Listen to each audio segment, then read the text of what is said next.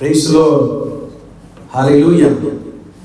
இந்த மீண்டுமாக இந்த பைபிள் ஸ்டடிக்கு நடந்து வந்திருக்கிற உங்கள் ஒவ்வொருவரையும் இயேசு கிறிஸ்துவின் நாமத்தினாலே வாழ்த்துகிறேன், வரவேற்கிறேன். ஹல்லேலூயா, ஸ்தோத்திரம்.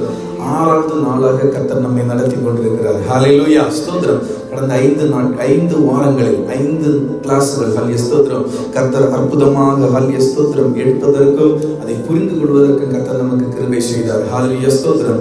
ரட்சிப்பும் கிறிஸ்தவ வாழ்க்கையும் என்கிற ஹல்லேலூயா ஸ்தோத்திரம் தலைப்பின் அடிப்படையில் ஹல்லேலூயா ஸ்தோத்திரம் ரட்சிப்பை குறித்து நாம் கவனித்து வருகிறோம். ஹல்லேலூயா ஸ்தோத்திரம். நீதிகரணம், மறுபடியும் பிறத்தல், ரீபர்த், ஹல்லேலூயா ஸ்தோத்திரம், அடாப்ஷன் அண்ட் ஃபெய்த், ஹல்லேலூயா ஸ்தோத்திரம் 4 வித காரியங்களை ரட்சிப்பில் நின்று தியானித்தோம். அதற்கு இணையாக வேறொரு காரியம் ஹல்லேலூயா ஸ்தோத்திரம், ஹல்லேலூயா ஸ்தோத்திரம் மனிதனுடைய 3 பகுதிகளை குறித்து, ஆவி, ஆத்துமா, சரீரத்தை குறித்து வேதத்தின் அடிப்படையில் தியானித்தோம். ஹல்லேலூயா ஸ்தோத்திரம். இந்த 6வது நாள் கிளாஸ்ல ரட்சிப்பின் அடிப்படையில் 5வது காரியம் மனம் திரும்புதல். ஹல்லேலூயா ஸ்தோத்திரம். மனம் திரும்புதல், ரிப்பெண்டன்ஸ்.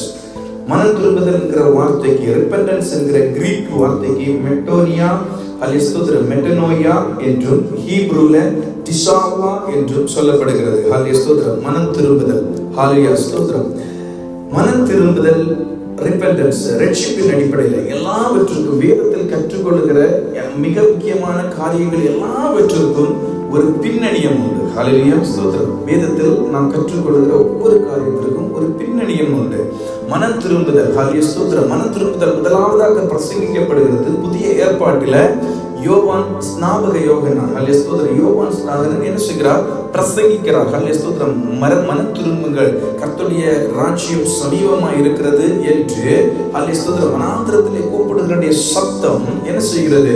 ஹல்லேலூயா ஸ்தோத்திரம். நாம் புதிய ஏற்பாட்டில் பார்க்கிறோம், எல்லாவற்றுக்கும் ஒரு பின்னணியம் உண்டு. ஹல்லேலூயா ஸ்தோத்திரம். பின்னணியம் உண்டு. அதில் ஏன் சொல்கிறேன் என்றால், ஹல்லேலூயா ஸ்தோத்திரம் புதிய ஏற்பாடு, ஹல்லேலூயா ஸ்தோத்திரம் புதிய ஏற்பாட்டை நாம் தியானிக்கும் பொழுது பழைய ஏற்பாட்டு அது நிழலாக இருக்கிறது, பழைய ஏற்பாடு நிழலாக இருக்கிறது, புதிய ஏற்பாடு நிச்சயம் என்று நாம் கேட்கிறோம். ஹல்லேலூயா ஸ்தோத்திரம். வேத பண்டிதர்கள் அப்படித்தான் சொல்லுகிறார்கள். நாம் தியானிக்கும் பொழுது அப்படித்தான். இயேசு கிறிஸ்துவின் காலத்திற்கு பிற்பாடு பல பலிகளும், ஹல்லேலூயா ஸ்தோத்திரம், மிருகங்களை பலியிடுவது, ஹல்லேலூயா ஸ்தோத்திரம், பல ரிச்சுவல்ஸ், ரிலீஜியஸ் சம்பந்தமான அல்லது ஹல்லேலூயா ஸ்தோத்திரம் பாரம்பரியமாக செய்து வந்த சில காரியங்கள், பல காரியங்கள் என்ன செய்தார்?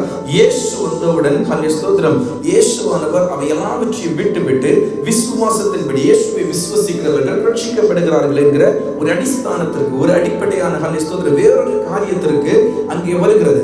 ஆனால் பழைய ஏற்பாடை உடனே நாம் விட்டுவிட முடியாது. பழைய ஏற்பாடை நாம் தியானித்தால் தான் புதிய ஏற்பாட்டின் மகிமையை நாம் புரிந்து கொள்ள முடியும். ஹல்லேலூயா ஸ்தோத்திரம்.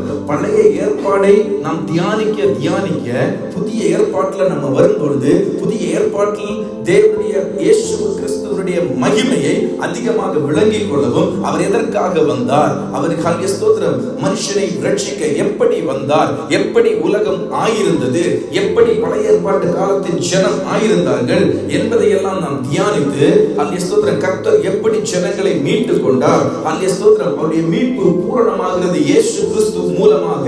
இப்படி ஹல்லேலூயா ஸ்தோத்திரம் நாம் வேதத்தை ஆதியாகமம் முதல் வெளிப்படுத்தின விசேஷம் வரைக்கும் வாசிக்கும் பொழுது, தியானிக்கும் பொழுதுதான் இயேசு கடவுளுடைய, அதாவது தேவனுடைய தேவகுமாரனுடைய பரிசுத்தாவினுடைய முழுமையான மகிமையை நாம் புரிந்து கொள்ள முடியும். அதனால இயேசு கிறிஸ்து வந்தாச்சு.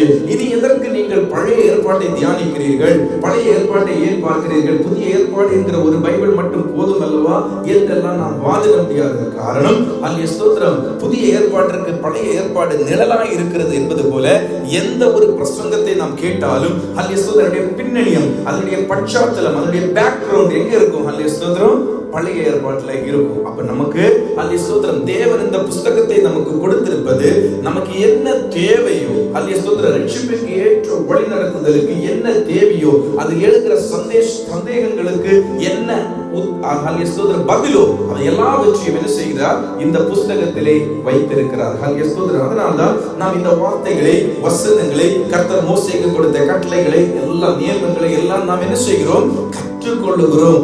ஏன் கர்த்தர் ஸ்தோத்திரம் இஸ்ரவேல் ஜனங்களுக்கு மோசே மூலம் கொடுத்த கட்டளைகளை கற்பனைகளை நாம் ஏன் கை கொள்ள வேண்டும்? அதான் இயேசு கிறிஸ்து வந்தாகிவிட்டது. புதிய ஏற்பாட்டின் உபதேசம் வந்தாகிவிட்டது. புதிய ஏற்பாட்டில் அநேக ஸ்தோத்திரம் இயேசு கிறிஸ்துவினுடைய படிப்பினை வந்துவிட்டது. அதை மட்டும் பின்பற்றினால் போதாதா என்றெல்லாம் கேள்விகள் கேட்கிறவர்களுக்கு ஸ்தோத்திரம் பழைய ஏற்பாடு இல்லாமல் புதிய ஏற்பாடை என்ன செய்ய முடியாது, முடிக்க முடியாது, பூரணப்படுத்த முடியாது என்று இந்த இடத்திலே நான் ஆழமாக சொல்லுகிறேன். அப்போ இந்த மனம் திரும்புதல் என்பதற்கும் பழைய ஏற்பாட்டில் ஒரு பின்னணியம் உண்டு.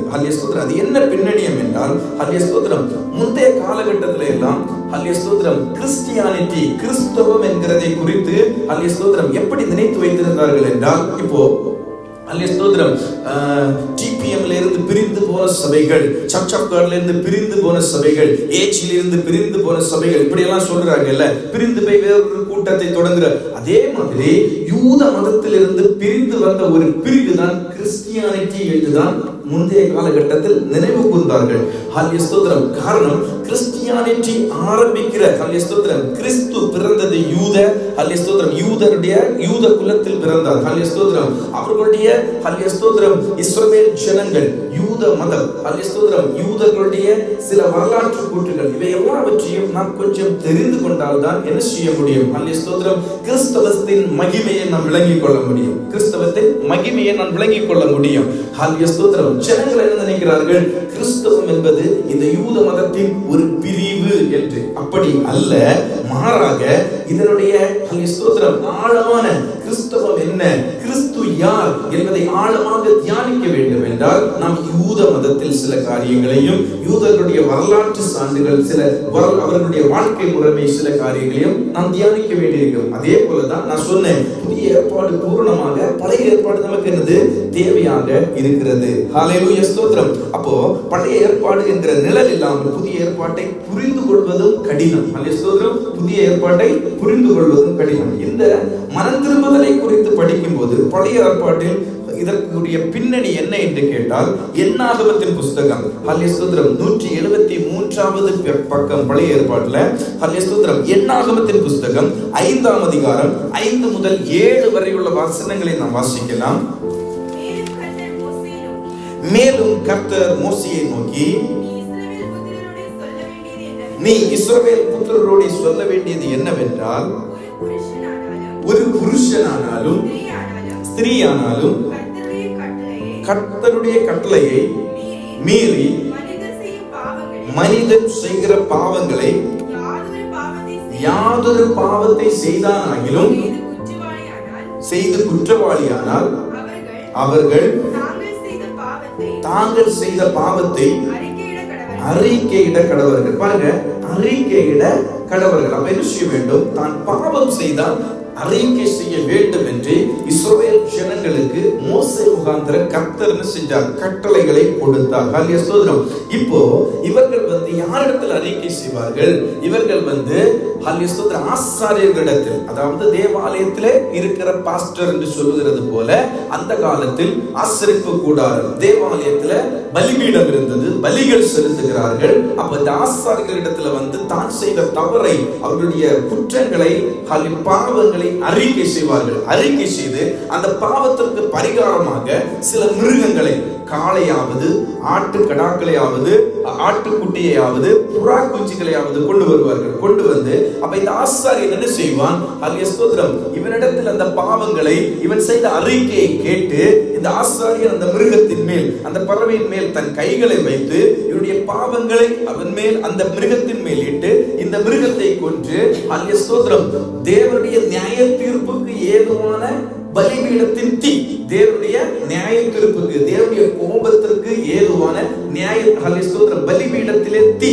பலிபீடத்திலே தீ எதை குறிக்கிறது? தேவனுடைய நியாய தீர்ப்பு, தேவனுடைய ஸ்தோத்திரம் கோபம் அதை குறிக்கிறது. அப்ப அந்த தீயில இந்த பாவத்தை ஸ்தோத்திரம் மனிதனுடைய பாவத்தை இந்த மிருகத்தின் மேலிட்டு இந்த மிருகத்தை அதை பலியாக கொடுக்கும் பொழுது அந்த பாவம் நீக்கப்படுகிறது, பாவம் மன்னிக்கப்படுகிறது என்று பழைய ஏற்பாட்டின்படி இந்த பிரமாணத்தை ஆண்டவர் என்ன செய்கிறார்?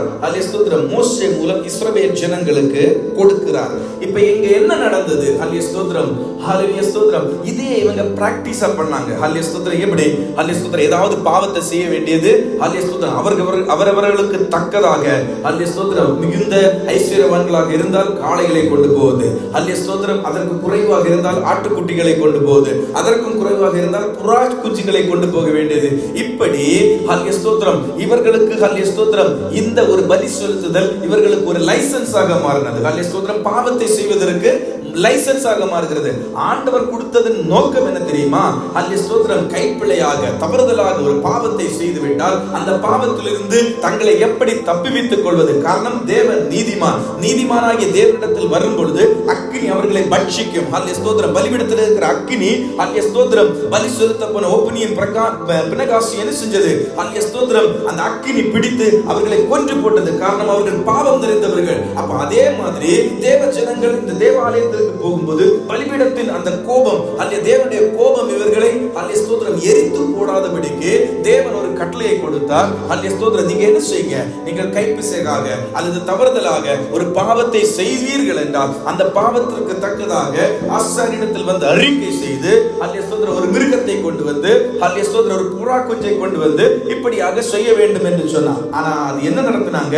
வருங்காலங்கள்ல பாவம் என்ன செய்கிறது? ஹல்லேலூயா ஸ்தோத்திரம் பெருகுகிறது. காரணம், இதையே ஒரு பழக்கமாக பிராக்டிஸாக கொண்டு ஹல்லேலூயா ஸ்தோத்திரம் பாவத்தை மீண்டும் மீண்டும் செய்கிறார்கள். ஹல்லேலூயா ஸ்தோத்திரம், ஹல்லேலூயா ஸ்தோத்திரம். இது பழைய ஏற்பாட்டுல மட்டும் இல்ல, புதிய ஏற்பாட்டிலையும் அதே மாதிரி தான். ஹல்லேலூயா ஸ்தோத்திரம். புதிய ஏற்பாட்டிலையும் ஜாதிகளை பாருங்க. ஹல்லேலூயா ஸ்தோத்திரம். ஜாதிகள் என்ன செய்கிறார்கள்? 40 நாட்கள் விரதம் இருக்கிறார்கள். ஹல்லேலூயா ஸ்தோத்திரம். மலைக்கு சொல்லுகிறார்கள், புண்ணிய ஸ்தலங்களுக்கு சொல்லுகிறார்கள். ஹல்லேலூயா ஸ்தோத்திரம். பல ஹல்லேலூயா ஸ்தோத்திரம் கிறிஸ்தவத்தில், இந்துசத்தில், முஸ்லிமில் பல ஹல்லேலூயா ஸ்தோத்திரம் காரியங்கள் அவர்கள் செய்து ஹல்லேலூயா ஸ்தோத்திரம் அவர்கள் தங்களை பாவங்களை போக்குவதற்காக அவர்கள் வழிபாடுகளை நடத்துகிறார்கள். ஹல்லேலூயா ஸ்தோத்திரம். even though Christianity they are believing that ஹல்லேலூயா ஸ்தோத்திரம் அவங்க எங்கேயாவது புண்ணிய ஸ்தலத்திற்கு போனால், வேளாங்கண்ணிக்கு போனால் அவருடைய பாவங்கள் போகிறது. ஹல்லேலூயா ஸ்தோத்திரம். கங்கை நதியில் குளித்தால் ஹல்லேலூயா ஸ்தோத்திரம் அவர்கள் பாவங்கள் கழுகப்படுகிறது என்று பல விதமாக எண்ணங்கள், வழிபாடுகள் அவர்கள் செய்து தங்கள் பாவங்களை கழுவி கொள்கிறார்கள். ஆனால் ஒன்று ஹல்லேலூயா ஸ்தோத்திரம், இவை மன்னிக்கப்படுகிறதோ இல்லையோ அது அங்கே இருக்கட்டும். ஆனால் இது வருஷா வருஷம் ஹல்லேலூயா ஸ்தோத்திரம் 6 மாதத்திற்கு ஒரு முறை இதை செய்து கொண்டே இருக்கிறார்கள். அதற்கு அப்படி என்றால் அவருடைய பாவம் என்ன செய்யவில்லை? ஹல்லேலூயா ஸ்தோத்திரம். மீண்டுமாக அதே பாவத்தில் அவர்கள் தொடர்கிறார்கள். அதன் தொடர்கிறதுனால அவங்க மனசாட்சி இருக்க விடல. அடுத்த வருடமும் அந்த புண்ணிய ஸ்தலத்திற்கு போக வேண்டும் என்று தூண்டுகிறது. ஹல்லேலூயா ஸ்தோத்திரம். அப்போ அல்ல பழைய ஏற்பாட்டில் இந்த பாவம் பெருகினது போல, லைசன்ஸ் அடுத்தது போல இந்த வழிபாட்டுகள் இவை எல்லாம் வந்து லைசன்ஸ் ஆக அவர்கள் எடுத்துக்கொண்டு மீண்டும் மீண்டுமாக ஹல்லேலூயா ஸ்தோத்திரம் அந்த நாட்கள் தீர்ந்த பிற்பாடு அவர்கள் பழைய நிலைமைக்கு வருகிறார்கள். அதே போல தான் புதிய ஏற்பாட்டில் உள்ள ஜனங்களையும் ஆண்டவருடைய கிருபையை, ஆண்டவருடைய இரக்கத்தை ஹல்லேலூயா ஸ்தோத்திரம் அவர்கள் மீண்டும் மீண்டும் என்ன செய்கிறார்கள்? பாவம் செய்துவிட்டு ஹல்லேலூயா ஸ்தோத்திரம் அவர் இரக்கம் உள்ளவர், மனதுருக்கம் உள்ளவர், தீங்கிற்கு மனஸ்தாபப்படுகிறவர் என்றெல்லாம் வேத புஸ்தகத்தில் எழுதி இருக்கிறது அல்லவா? அதனால பரவாயில்லை ஹல்லேலூயா ஸ்தோத்திரம், ஹல்லேலூயா ஸ்தோத்திரம். மீண்டும் ஒரு முறை கூட சூழ்நிலைக்கு ஏற்றவாறு பாவங்களை செய்துவிட்டு ஆண்டவருடைய சமூகத்தில் வந்து மன்னிப்பை கேட்டால் ஆண்டவர் மன்னித்து விடுவார் என்றெல்லாம் நினைக்கிற கூட்டங்கள் உண்டு. ஹல்லேலூயா ஸ்தோத்திரம். வேத புஸ்தகம் தெளிவாய் சொல்லுகிறது. ஹல்லேலூயா ஸ்தோத்திரம். மனப்பூர்வமாய் நீங்கள் பாவம் செய்வீர்களானால் ஹல்லேலூயா ஸ்தோத்திரம் இனி ஒரு பலி, ஹல்லேலூயா ஸ்தோத்திரம், அதை ஹல்லேலூயா செலுத்தி தீர்ப்பதற்கு இனி ஒரு பலி இல்லை. ஹல்லேலூயா ஸ்தோத்திரம். ஆண்டவராகிய இயேசு கிறிஸ்து சிலுவையிலே பலியாகி நம்முடைய பாவங்கள் யாவற்றையும் என்ன செய்தார்? ஹல்லேலூயா ஸ்தோத்திரம் மாய்த்து போட்டார். ஹல்லேலூயா ஸ்தோத்திரம். அவரை விசுவாசிக்கிற ஜனங்கள், அவர்கள் ஹல்லேலூயா ஸ்தோத்திரம் ஏற்றுக்கொண்ட ஜனங்கள் பாவ மன்னிப்பின் நிச்சயத்தை பெறுகிறார்கள். அதான் நாம் நீதிகரணத்துல பார்த்தோம். ஹல்லேலூயா ஸ்தோத்திரம். நம்முடைய பாவங்கள் எல்லாவற்றையும் பிதாவாகிய தேவன்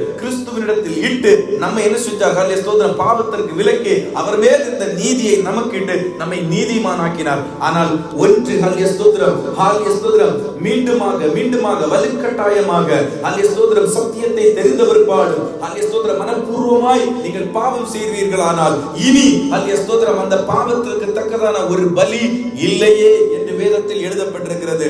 அப்போ ஹல்லேலூயா ஸ்தோத்திரம், எந்த மதத்திலாவது புதிய ஏற்பாட்டிலாவது நாம் இப்பொழுது புதிய நியம சபை விசுவாசிகளாகிய பிள்ளைகளாவது எல்லாரும் தெரிந்து கொள்ள வேண்டியது, ஹல்லேலூயா ஸ்தோத்திரம், கர்த்தர் தந்திருக்கிற இந்த கற்பனைகள், கர்த்தர் தந்திருக்கிற ஹல்லேலூயா ஸ்தோத்திரம் இந்த இரக்கங்களுக்கு நாம் என்ன செய்ய வேண்டும்? நம்மை ஒப்பு கொடுக்க வேண்டும். மாறாக இவை எல்லாவற்றையும் ஒரு லைசன்ஸாக எடுத்துக்கொண்டு மீண்டும் மீண்டுமாக பாவம் செய்வதை என்ன செய்ய வேண்டும்? தவிர்க்க வேண்டும். ஹல்லேலூயா ஸ்தோத்திரம், தவிர்க்க வேண்டும். ஹல்லேலூயா ஸ்தோத்திரம். அப்போ ஹல்லேலூயா ஸ்தோத்திரம், ஆண்டவர் ஒரே ஒரு முறை சொன்னார், ஹல்லேலூயா ஸ்தோத்திரம், நீங்க சாக்ரிஃபைஸ் பண்ணுங்க, சாக்ரிஃபைஸ் என்னது? பலியிடுங்க, ஹல்லேலூயா ஸ்தோத்திரம், உங்களுடைய பாவங்கள். ஆனால் ஜனங்கள் என்ன செஞ்சாங்க? மீண்டும் மீண்டுமாக ஹல்லேலூயா ஸ்தோத்திரம் பாவம் செய்தார்கள். எபிரேயருக்கு எழுதின நிருபம், ஹல்லேலூயா ஸ்தோத்திரம், 306வது பக்கத்துல புதிய ஏற்பாட்டுல எபிரேயருக்கு எழுதின நிருபம் 10ஆம் அதிகாரம் அதனுடைய 1 முதல் 7 வரை உள்ள வசனங்களை வாசிங்க. எபிரேயருக்கு எழுதின நிருபம் 10ஆம் அதிகாரம் 1 முதல் 7 வரை உள்ள வசனங்கள். இப்படி இருக்க நியாயப்பிரமாணமானது வரப்போகிற நன்மைகளின் பொருளாயிராமல் அவைகளின் நிழலாய் மாத்திரம் இருக்கிறபடியால் வருஷந்தோறும் இடைவிடாமல் செலுத்தப்பட்டு வருகிற ஒரே விதமான பலிகளினாலே அவைகளை செலுத்த வருகிறவர்களை ஒரு காலம் பூர்ணப்படுத்த மாட்டாது. நான் சொன்ன ஹல்லேலூயா ஸ்தோத்திரம் வார்த்தைகள் எல்லாம் அந்த வசனத்துல இருக்குதுல்ல, வருஷம் திரும்ப திரும்ப பலி செலுத்த, ஒரே பலிகளை செலுத்துவதனால அவங்களை என்ன செய்வது? பூரணப்படுத்தாது. அடுத்தது, பூரணப்படுத்துமானால் ஆராதனை செய்கிறவர்கள் ஒரு தரம் சுத்தமாக்கப்பட்ட பின்பு இன்னும் பாவங்கள் எனக்கு இருக்கிறது என்று எப்படி ஹல்லேலூயா ஸ்தோத்திரம் தன் சொந்த மனசாட்சியை சாட்சியிடுகிறது? ஹல்லேலூயா ஸ்தோத்திரம், ஒரு மனிதன் ஹல்லேலூயா ஸ்தோத்திரம் தன் பாவத்தை அறிக்கையிட்டு தேவ சமூகத்தில் வந்து தன் பாவத்தை அறிக்கையிட்டு விட்டு விட்டால் அவன் பாவத்திற்கு நீங்களாகி நீதிமானாகிறான். ஹல்லேலூயா ஸ்தோத்திரம், பாவம் அவனை விட்டு நீங்கிற்று. அதுதான் ஹல்லேலூயா ஸ்தோத்திரம் தேவனிடத்தில் இருக்கிற, தேவன் கொடுத்திருக்கிற பிரமாணம். ஆனால் மீண்டுமாக அவனுடைய மனசாட்சி உணர்த்துகிறது, நான் பாவி என்றால் அவன் முழுவதுமாக என்ன செய்யப்படவில்லை? ஹல்லேலூயா ஸ்தோத்திரம், தன் பாவத்தை விட்டு விலகவில்லை. அப்படி நிறுத்தப்படாதபடியால் பாவங்கள் உண்டென்று அவைகளினாலே வருஷா வருஷம் அதை நினைவு கூர்ந்து பலி செலுத்துதலும் இருக்கிறது என்றும் அல்லாமலும் காளை வெள்ளாட்டுக்கடா இவைகளுடைய இரத்தம் பாவங்களை நிவர்த்தி செய்ய மாட்டாதே. ஆகையால் போதும். அப்போ பாவங்கள் ஹல்லேலூயா ஸ்தோத்திரம் இந்த காளை வெள்ளாட்டுக்கடானால் என்ன செய்யப்படல? பூர்த்தீகரிக்கப்படல. அதனால அவர் உலகத்தில் ஒரே தரம் என்ன செய்கிறார்? ஹல்லேலூயா ஸ்தோத்திரம் பிரவேசிக்கிறார். பலியையும் காணிக்கையும் விரும்பவில்லை. ஒரு சரீரத்தை எனக்கு ஆயத்த பண்ணினார். ஹல்லேலூயா ஸ்தோத்திரம், அந்த சரீரம் இயேசு கிறிஸ்துவான சரீரம். அவர் சர்வாங்க தகன பலிகளும் பாவ நிர்வாரண பலிகளும் ஹல்லேலூயா ஸ்தோத்திரம் தன்னை தானே ஒப்பு கொடுத்தார். ஹல்லேலூயா ஸ்தோத்திரம். அப்போ ஹல்லேலூயா ஸ்தோத்திரம் இந்த புஸ்தக சுருளில், அதாவது தீர்க்கதரிசிகளின் சுருளில் எழுதப்பட்டவர் இயேசு கிறிஸ்து தான் என்று அந்த வசனம் முடியும். நம்முடைய பாகம் என்ன? நாம் சிந்தித்த காரியம் ஹல்லேலூயா ஸ்தோத்திரம் இப்படிப்பட்ட பலிகளினாலே என்ன செய்யப்படவில்லை? பாவம் நிவர்த்திகரிக்கப்படவில்லை அல்லது பாவம் மாய்க்கப்படவில்லை. ஹல்லேலூயா ஸ்தோத்திரம். அப்போ ஹல்லேலூயா ஸ்தோத்திரம், ஆனா மனம் திரும்புதல், ரட்சிப்புக்கேற்ற மனம் திரும்புதல் என்று நாம் வேதத்திலே பார்க்கும் பொழுது ஹல்லேலூயா ஸ்தோத்திரம் ஒரு நாணயத்திற்கு, அதாவது ஒரு காயின் இருக்குல்ல, அந்த காயினுக்கு 2 புறம் இருப்பது போல ஹல்லேலூயா ஸ்தோத்திரம் இந்த ஹல்லேலூயா ஸ்தோத்திரம் ரட்சிப்பில விசுவாசத்தையும் மனம் திரும்புதலையும் என்ன செய்யணும்? 2 புறமாக அந்த காயின்ல கொடுக்கலாம். ஹல்லேலூயா ஸ்தோத்திரம். காரணம், ஒரு மனிதனுடைய மைண்ட், ஒரு மனிதனுடைய மனம் திரும்புதல் இல்லாமல் தேவனை விசுவசிக்க முடியாது. ஹல்லேலூயா ஸ்தோத்திரம். ஒரு மனிதனுடைய ஹல்லேலூயா ஸ்தோத்திரம் நானாகிய ஹல்லேலூயா ஸ்தோத்திரம் நான் என்னுடைய மனம் திரும்புதல் இல்லாமல் ஹல்லேலூயா ஸ்தோத்திரம் பழைய மனுஷனிலிருந்து திரும்பாவிடில் இயேசு கிறிஸ்துவை நான் விசுவசிக்க முடியாது. அப்போ இது ரெண்டும் என்னது? ஹல்லேலூயா ஸ்தோத்திரம் ஒரு நாணயத்தின் 2 புறம். அதில் ஒரு புறத்தை பற்றி நாம் கடந்த ஹல்லேலூயா ஸ்தோத்திரம் கிளாஸ்ல பார்த்தோம். ஹல்லேலூயா விசுவாசம். இந்த இன்னொரு புறத்தை பற்றி தான் பார்க்கிறோம். ஹல்லேலூயா ஸ்தோத்திரம் இந்த நாளிலே என்னது? மனம் திரும்புதல். இப்ப மனம் திரும்புதலை குறித்து நாம் வாசிக்கும் பொழுது அப்போஸ்தலர் நடபடிகள் 3ஆம் அதிகாரம் 20ஆம் வசனத்தை வாசிக்கலாம். Acts of Apostles chapter 3 verse 20. உங்கள் பாவங்கள் நிவர்த்தி செய்யப்படும் பொருட்டு நீங்கள் மனம் திரும்பி குணப்படுங்கள். ஹல்லேலூயா ஸ்தோத்திரம். அப்போ நம்முடைய பாவங்களை ஹல்லேலூயா ஸ்தோத்திரம் நிவர்த்தி செய்யும்படி, அதாவது நம்முடைய பாவங்கள் நம்மை விட்டு விலக்கி நாம் மீட்கப்படும் பொருட்டாக நாம் என்ன செய்ய வேண்டும்? மனம் திரும்பி குணப்பட வேண்டும். மனம் திரும்பி குணப்பட வேண்டும். ஏசாயா தீர்க்கதரிசியின் புத்தகம் 55ஆம் அதிகாரம் 7ஆம் வசனத்தை வாசிக்கும் பொழுது, ஏசாயா தீர்க்கதரிசியின் புத்தகம் 55ஆம் அதிகாரம் 7ஆம் வசனத்தை வாசிக்கலாம். துன்மார்க்கன் தன் வழியையும்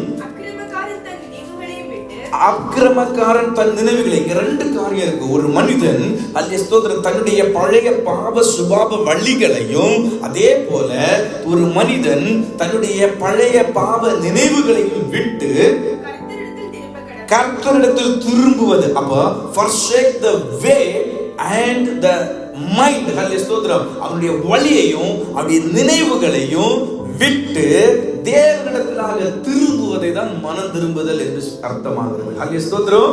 ஒரு பலியை செலுத்துவதோ, ஹல்லேலூயா ஸ்தோத்திரம் தான தர்மங்களை, நன்மைகள் நம்ம பின்னாடி பார்ப்போம். ஹல்லேலூயா ஸ்தோத்திரம் இப்படியெல்லாம் செய்வதல்ல.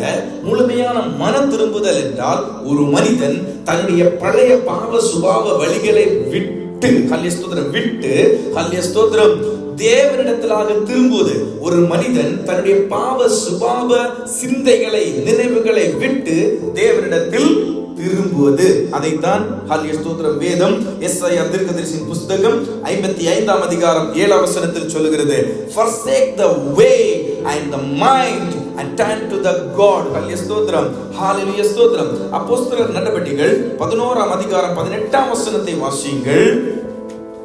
Acts of Apostles chapter 11 verse 18. 178வது பக்கம். இவைகளை அவர்கள் கேட்ட பொழுது அமர்ந்திருந்து, அப்படியானால் ஜீவனுக்கு ஏதுவான மனம் திரும்புதலை தேவன் புறஜாதியாருக்கு அருளி செய்தார். பாருங்க, ஒரு மனிதன் ஹல்லேலூயா ஸ்தோத்திரம் தன்னுடைய பாவங்களை விட்டு திரும்பி தேவனிடத்தில் ஹல்லேலூயா ஸ்தோத்திரம் சேரும் பொழுது, ஒரு மனிதன் தன்னுடைய பாவ சுபாவ நினைவுகளை விட்டு திரும்பி தேவனிடத்தில் சேரும் பொழுது, அவனுக்கு ஹல்லேலூயா ஸ்தோத்திரம் சாதாரண ஒரு மனம் திரும்புதல் மாத்திரமல்ல, இட்ஸ் a லைஃப். ஜீவனுக்கு ஏதுவான மனம் திரும்புதல் அவனுக்கு வருகிறது. என்ன வருகிறது? ஜீவனுக்கு ஏதுவான மனம் திரும்புதல், repentance to life. அப்பதான் அவனுக்கு ஜீவனுக்கு. அப்ப அது வரைக்கும் என்னது? மரித்த அவஸ்தையில் இருந்தவன் இப்பொழுது தேவனிடத்தில் திரும்பும் பொழுது அவன் என்ன ஆகிறான்? ஹல்லேலூயா ஸ்தோத்திரம் ஜீவன் உள்ளவனாகிறான். ஜீவன் உள்ளவராகிறான். God is love. தேவன் அன்பாய் இருக்கிறார். Yes, God is life too. Hallelujah ஸ்தோத்திரம். தேவன் ஜீவனாகவும் இருக்கிறார். ஹல்லேலூயா ஸ்தோத்திரம். அந்த ஜீவனிலாக ஜீவாதிபதியான இயேசு கிறிஸ்து என்று வேதத்தில் சொல்லப்பட்டிருக்கிறது. அப்ப அந்த ஜீவாதிபதியினிடத்தில் மனிதன் திரும்பும் பொழுது மனிதனுக்கு என்ன ஆகிறது? ஜீவன் உண்டாகிறது. அந்த ஜீவனிலேக்கு மனிதன் என்ன செய்கிறான்? பிரவேசிக்கிறான் என்று நாம பார்க்கிறோம். ஹல்லேலூயா ஸ்தோத்திரம். மனம் திரும்புதலினால் ஹல்லேலூயா ஸ்தோத்திரம் நாம் படித்துக் கொண்டு வருகிற பகுதி, நான் படித்துக் கொண்டு வருகிற சப்ஜெக்ட் என்னது? ரட்சிப்பு. ஹல்லேலூயா ஸ்தோத்திரம். அப்ப மனம் திரும்புதலுக்கு மிக முக்கியமான ஒன்று என்னது? ஹல்லேலூயா மனம் திரும்புதல். ரட்சிப்புக்கு மிக முக்கியமான ஒன்று என்னது? மனம் திரும்புதல். வாசிங்க, உண்மையான மனம் திரும்புதல் என்ன?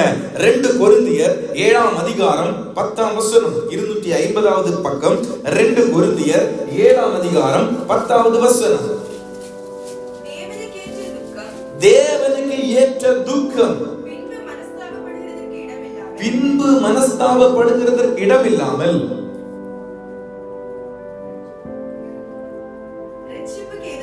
ரட்சிப்புக்கு ஏதுவான மனம் திரும்புதலை உண்டாக்குகிறது. ஹல்லேலூயா ஸ்தோத்திரம். என்ன? தேவனுக்கு ஏதுவான துக்கம். ஹல்லேலூயா ஸ்தோத்திரம். மனுஷன் என்னெல்லாம் கவலைப்படுகிறான்? ஹல்லேலூயா ஸ்தோத்திரம் தன்னுடைய வாழ்க்கையில் கிடைக்காத காரியங்களுக்காக, ஹல்லேலூயா ஸ்தோத்திரம் தன்னுடைய வாழ்க்கையில் எதிர்பார்த்த காரியங்கள் நிறைவேறுவதற்காக, அநேக காரியங்களுக்காக துக்கப்படுகிறான். இங்க என்ன சொல்லப்பட்டிருக்கிறது? தேவனுக்கு ஏதுவான துக்கம். என்ன துக்கம்? ஹல்லேலூயா ஸ்தோத்திரம். ஹல்லேலூயா ஸ்தோத்திரம். தேவனிடத்தில் சேருவதற்கு ஹல்லேலூயா ஸ்தோத்திரம் தகுதிப்படுத்துங்கப்பா. ஹல்லேலூயா ஸ்தோத்திரம். எனக்கு தகுதி இல்லப்பா. ஹல்லேலூயா ஸ்தோத்திரம். என்னுடைய வாழ்க்கையை நான் பார்க்கும் பார்க்கும் பொழுது நான் உம்மோடு கூட சேர்வதற்கு, உம்மோடு கூட ஹல்லேலூயா ஸ்தோத்திரம், ஹல்லேலூயா ஸ்தோத்திரம், ஹல்லேலூயா ஸ்தோத்திரம், உம்முடைய ஹல்லேலூயா ஸ்தோத்திரம் அன்பை பற்றி கொள்வதற்கு எனக்கு தகுதி இல்லை. தேவனுக்கு ஏதுவான துக்கம். ஹல்லேலூயா ஸ்தோத்திரம். நம்ம நிறைய துக்கப்படுகிறோம் இல்ல? ஹல்லேலூயா ஸ்தோத்திரம். நம்முடைய நண்பர்கள் பேசவில்லை, நம்முடைய குடும்பத்தார்கள் பேசவில்லை என்றா அவர்கள் பேசவில்லை என்கிற துக்கம், ஆண்டவர் நம்மோடு கூட பேசவில்லையே என்கிற ஒரு துக்கம் நமக்கு இருக்கிறதா? அந்த துக்கம் வரும் பொழுது உண்மையான மனம் திரும்புதல் நமக்குள்ளே வருகிறது. அப்படி உண்மையான மனம் திரும்புதல் நாம் வரும் பொழுது, இந்த துக்கம் ஏற்படும் பொழுது, மனம் திரும்புதலுக்காக நாம் ஹல்லேலூயா ஸ்தோத்திரம், இந்த துக்கம் தேவனுக்கு ஏதுவான துக்கம் நம்முடைய இருதயத்தில் எழும் பொழுது மனம் திரும்புதலுக்குள்ளதாக நாம் கடந்து வருகிறோம். இந்த மனம் திரும்புதல் நம்ம எங்க கொண்டு போய் விடுகிறது? ரட்சிப்பில் கொண்டு போய் விடுகிறது. ஹல்லேலூயா ஸ்தோத்திரம். ரட்சிப்பில் கொண்டு போய் விடுகிறது. இதுதான் ஹல்லேலூயா ஸ்தோத்திரம். புதிய ஏற்பாட்டுல ஆண்டவர் சொல்லிக் கொடுத்த மனம் திரும்புதல். ஹல்லேலூயா ஸ்தோத்திரம். எப்படி பாவத்தை விட்டு விலகி, பாவ சிந்தைகளை விட்டு விலகி ஹல்லேலூயா ஸ்தோத்திரம் தேவனிடத்திலாக திரும்புவது. சரி, repentance is not a regret on sin. பாவத்திற்காக வருந்துவது மாத்திரமல்ல மனம் திரும்புவது. ஹல்லேலூயா ஸ்தோத்திரம். நான் ஐயோ பாவம் செய்து விட்டேனே என்று வருந்துவதோ அல்லது அழுவதோ. ஹல்லேலூயா ஸ்தோத்திரம். repentance is not a weeping. ஹல்லேலூயா ஸ்தோத்திரம். மனம் திரும்புதல் என்பது ஒரு அழுகிறதுனால வருகிற ஹல்லேலூயா ஸ்தோத்திரம் அது மாத்திரமல்ல. இவையெல்லாம் மனம் திரும்புதலுக்கான ஹல்லேலூயா ஸ்தோத்திரம் ஒரு படிகளாக நாம் எண்ணிக்கொள்ளலாமே ஒழிய, ஒரு மனிதன் தன் பாவம் செய்துவிட்டு அழுது விட்டால் அவருடைய மனம் திரும்புதல் என்று நாம் ஏற்றுக்கொள்ள, வேதத்தின்படி ஏற்றுக்கொள்ள மாட்டார். அதே போல ஒரு மனிதன் பாவம் செய்துவிட்டு ஹல்லேலூயா ஸ்தோத்திரம் இனி நான் இந்த பாவத்தை செய்ய மாட்டேன் என்று ஹல்லேலூயா ஸ்தோத்திரம் ஹல்லேலூயா ஸ்தோத்திரம் வருந்துவதும் ஹல்லேலூயா ஸ்தோத்திரம் வருந்துவதோடு நிறுத்தி கொண்டால் என்ன இல்லை? ஹல்லேலூயா ஸ்தோத்திரம் நான் நேற்றுக்கு இந்த பாவத்தை செய்தேன், இனி நான் செய்ய மாட்டேன் என்று நிறுத்தி கொண்டால் அதுவும் முழுமையான மனம் திரும்புதல் அல்ல. ஆனால் இவையெல்லாம் மனம் திரும்புதலுக்குள்ள படிகளை அன்றி பூரணமாக ஹல்லேலூயா ஸ்தோத்திரம் இல்லை. காரணம், இந்த மாதிரி ஹல்லேலூயா ஸ்தோத்திரம் பழைய பாவங்களை ஹல்லேலூயா ஸ்தோத்திரம் திரும்பவும் விடுகிறார்கள், செய்கிறார்கள், வருந்துகிறார்கள், செய்கிறார்கள், அழுகிறார்கள், மீண்டும் செய்கிறார்கள். அதனால் அது ஒரு மனம் திரும்புதலாக ஏற்றுக்கொள்ள முடியாது. எபிரேயருக்கு எழுதின நிருபம் 12ஆம் அதிகாரம் 15 முதல் 17 வரை உள்ள வசனங்களை வாசிங்க. எபிரேயருக்கு எழுதின நிருபம் 12ஆம் அதிகாரம் 15 முதல் 17 வரை உள்ள வசனங்கள். ஒருவனும் தேவனுடைய கிருபையை இழந்து போகாதபடிக்கும்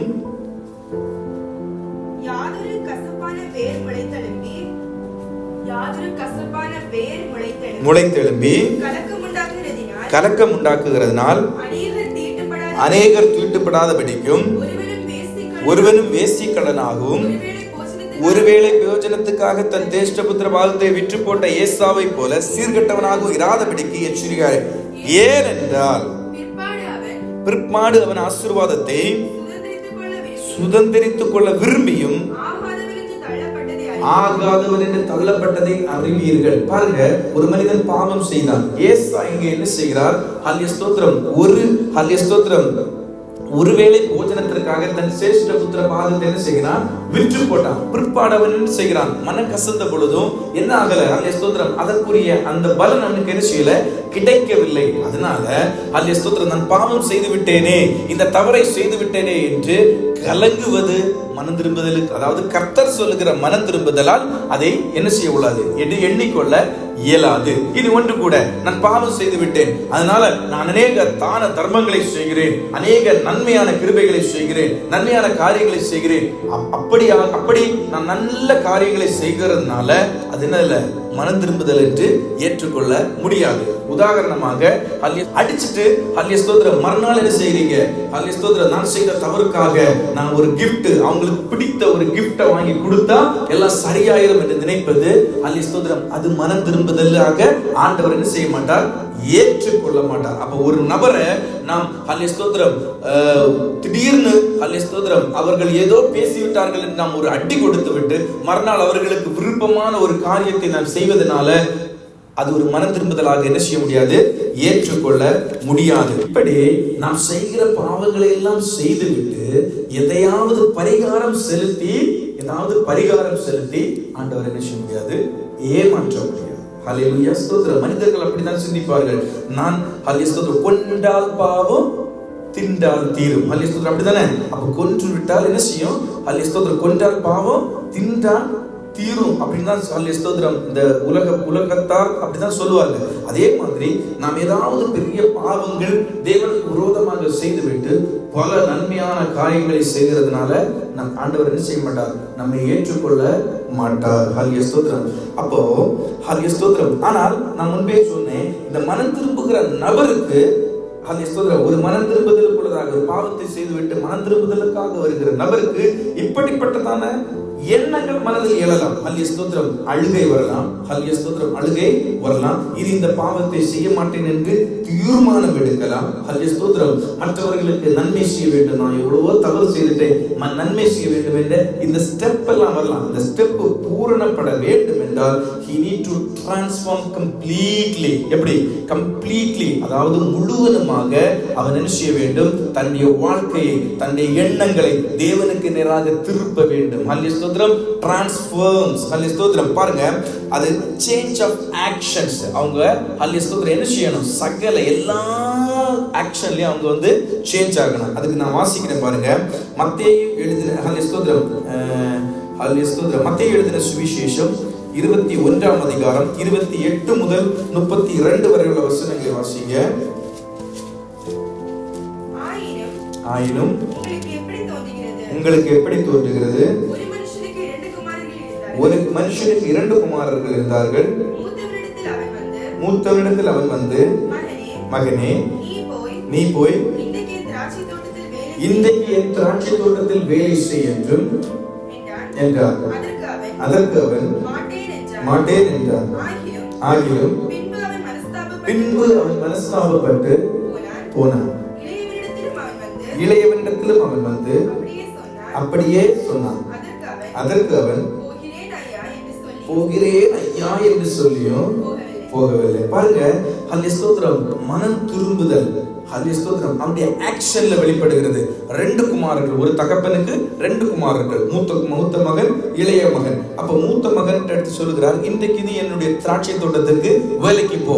அப்ப இந்த மூத்த மகன் என்ன சொல்கிறார், நான் போக மாட்டேன்னு சொல்லி ஒரே வார்த்தையில, கடினமாக ஒரு வார்த்தையில முடித்துக் கொள்கிறார். ஆனா இளைய மகனிடத்துல இதே காரியத்தை சொல்லும் பொழுது, போகிறேன் ஐயா அப்படின்னா எவ்வளவு தாழ்மையாக சொல்லிட்டு, எவ்வளவு ஹல்லேலூயா ஸ்தோத்திரம் மற்றவர்களுக்கு முன்பதாக என்ன சொல்கிறது, ஹல்லேலூயா ஸ்தோத்திரம் தன்னை நல்லவன் போல காண்பித்து போகிறேன் ஐயா என்று சொல்லி என்ன செய்யல, போகல. ஆனா மூத்த மகன் என்ன செஞ்சான், ஹல்லேலூயா ஸ்தோத்திரம், அவன் பிற்பாடு but afterwards he repented. அப்படிதான் இங்கிலீஷ்ல எழுதி இருக்கு. மனம் கசந்து, மனம் திரும்பி, ஹல்லேலூயா ஸ்தோத்திரம், அந்த வார்த்தை repented, மனம் திரும்பி பிற்பாடு அவன் என்ன செஞ்சான், போனா. ஹல்லேலூயா ஸ்தோத்திரம். ஆண்டவருக்கு முன்பதாக ஹல்லேலூயா ஸ்தோத்திரம் இந்த கிரியை இவன் செஞ்ச கிரியை, நான் மனம் திரும்பிட்டேன், ஐயோ நான் போகலையே என்று சொல்வதை விட, ஹல்லேலூயா ஸ்தோத்திரம், அப்பாவிடத்துல நான் சொல்லிட்டேன், நான் போக மாட்டேன்னு சொல்லிட்டேன், ஐயோ என்று வருந்துவதை விட அவன் மனம் திரும்பி அந்த திராட்சை தோட்டத்துக்கு வேலைக்கு சென்றான். அப்போ யார் நீதிமான் என்று கேட்கும் பொழுது ஆண்டவர் இந்த ஓமையை சொல்லிட்டு சொல்லுகிறார், இந்த மூத்த மகன் தான் ஹல்லேலூயா ஸ்தோத்திரம் நீதிமானாக எண்ணப்பட்டான் என்று. இங்க ஒரு காரியம் என்ன நடந்தது, அவன் மனம் திரும்பினான், உண்மைதான். அவன் என்ன செஞ்சான், ஹல்லேலூயா ஸ்தோத்திரம், மனம் திரும்பி அந்த காரியத்தை அவன் செய்தான். ஹல்லேலூயா ஸ்தோத்திரம். அப்போ அந்த வர்க் ஆக்ஷன் இருக்கு பாத்தீங்களா, அந்த ஆக்ஷன்ல நம்ம காமிக்கணும். ஹல்லேலூயா ஸ்தோத்திரம். மனம் திரும்புவது அழுகிறதோடு மட்டுமல்ல, அல்லது ஹல்லேலூயா ஸ்தோத்திரம் இனி நான் அப்படி அப்பாட்ட பேச மாட்டேன்னு சொல்லுகிறதோட மட்டுமல்ல, அதை மனம் கசந்து திரும்பி அதை என்ன செய்யணும், செய்யணும். அந்த வேலையை, அவர் கொடுத்த வேலையை போய் செய்தான். ஹல்லேலூயா ஸ்தோத்திரம். அதுதான் பூரணமாக தன்னை மாற்றிக்கொண்டான். அதாவது அப்பாவுக்கு ஏற்ற பிள்ளையாக தன்னை மாற்றிக்கொண்டான். ஹல்லேலூயா ஸ்தோத்திரம். மனதளவில் மாற்றிக்கொண்டான், அதே போல தன்னுடைய கிரியையிலும் தன்னை மாற்றிக்கொண்டான். ஹல்லேலூயா ஸ்தோத்திரம். தான் போய் வேலை செய்ததுனால, தான் மனம் திரும்புவதனால மனதளவில் தன்னை மாற்றிக்கொண்டான். தான் போய் வேலை செய்ததுனால ஹல்லேலூயா ஸ்தோத்திரம் வெளிப்பிரகாரமாகவும் அவருடைய வேலை காரியத்திலும் என்ன செஞ்சான், தன்னை மாற்றிக்கொண்டான். பூரணமாக மனம் திரும்புதல், இட்ஸ் a transformation. ஹல்லேலூயா ஸ்தோத்திரம். மனம் திரும்பினான், அப்போ அவருக்கு கீழ்ப்படிந்தான், போய் வேலை செய்தான். ஹல்லேலூயா ஸ்தோத்திரம். ஆனா இளைய மகன் ஹல்லேலூயா ஸ்தோத்திரம், அவனுக்கு ஒரு மனம் திரும்புதல் இல்லை. அவன் என்ன சொன்னான்னு அவன் சிந்தித்து கூட பார்க்கவில்லை. ஹல்லேலூயா ஸ்தோத்திரம். ஐயா நான் போகிறேன் என்று சொல்லி அதை அப்படியே விட்டு விட்டான். திருப்பி என் அப்பா சொன்னாரே என்று ஹல்லேலூயா ஸ்தோத்திரம் நினைவு கூற கூட இல்லை. அப்போ ஹல்லேலூயா ஸ்தோத்திரம் உண்மையான நீதிமான் யார் என்று பார்த்தால் இந்த மூத்த மகன் என்று தேவனை சாட்சி கொடுப்பதை குறித்து பார்க்க முடியும். ஹல்லேலூயா ஸ்தோத்திரம். இனி வாசிங்க லூக்கா எழுதின சுவிசேஷம் 3ஆம் அதிகாரம் 8 முதல் 14 வரை உள்ள வசனம். வசனங்கள். லூக்கா எழுதின சுவிசேஷம் 3ஆம் அதிகாரம்.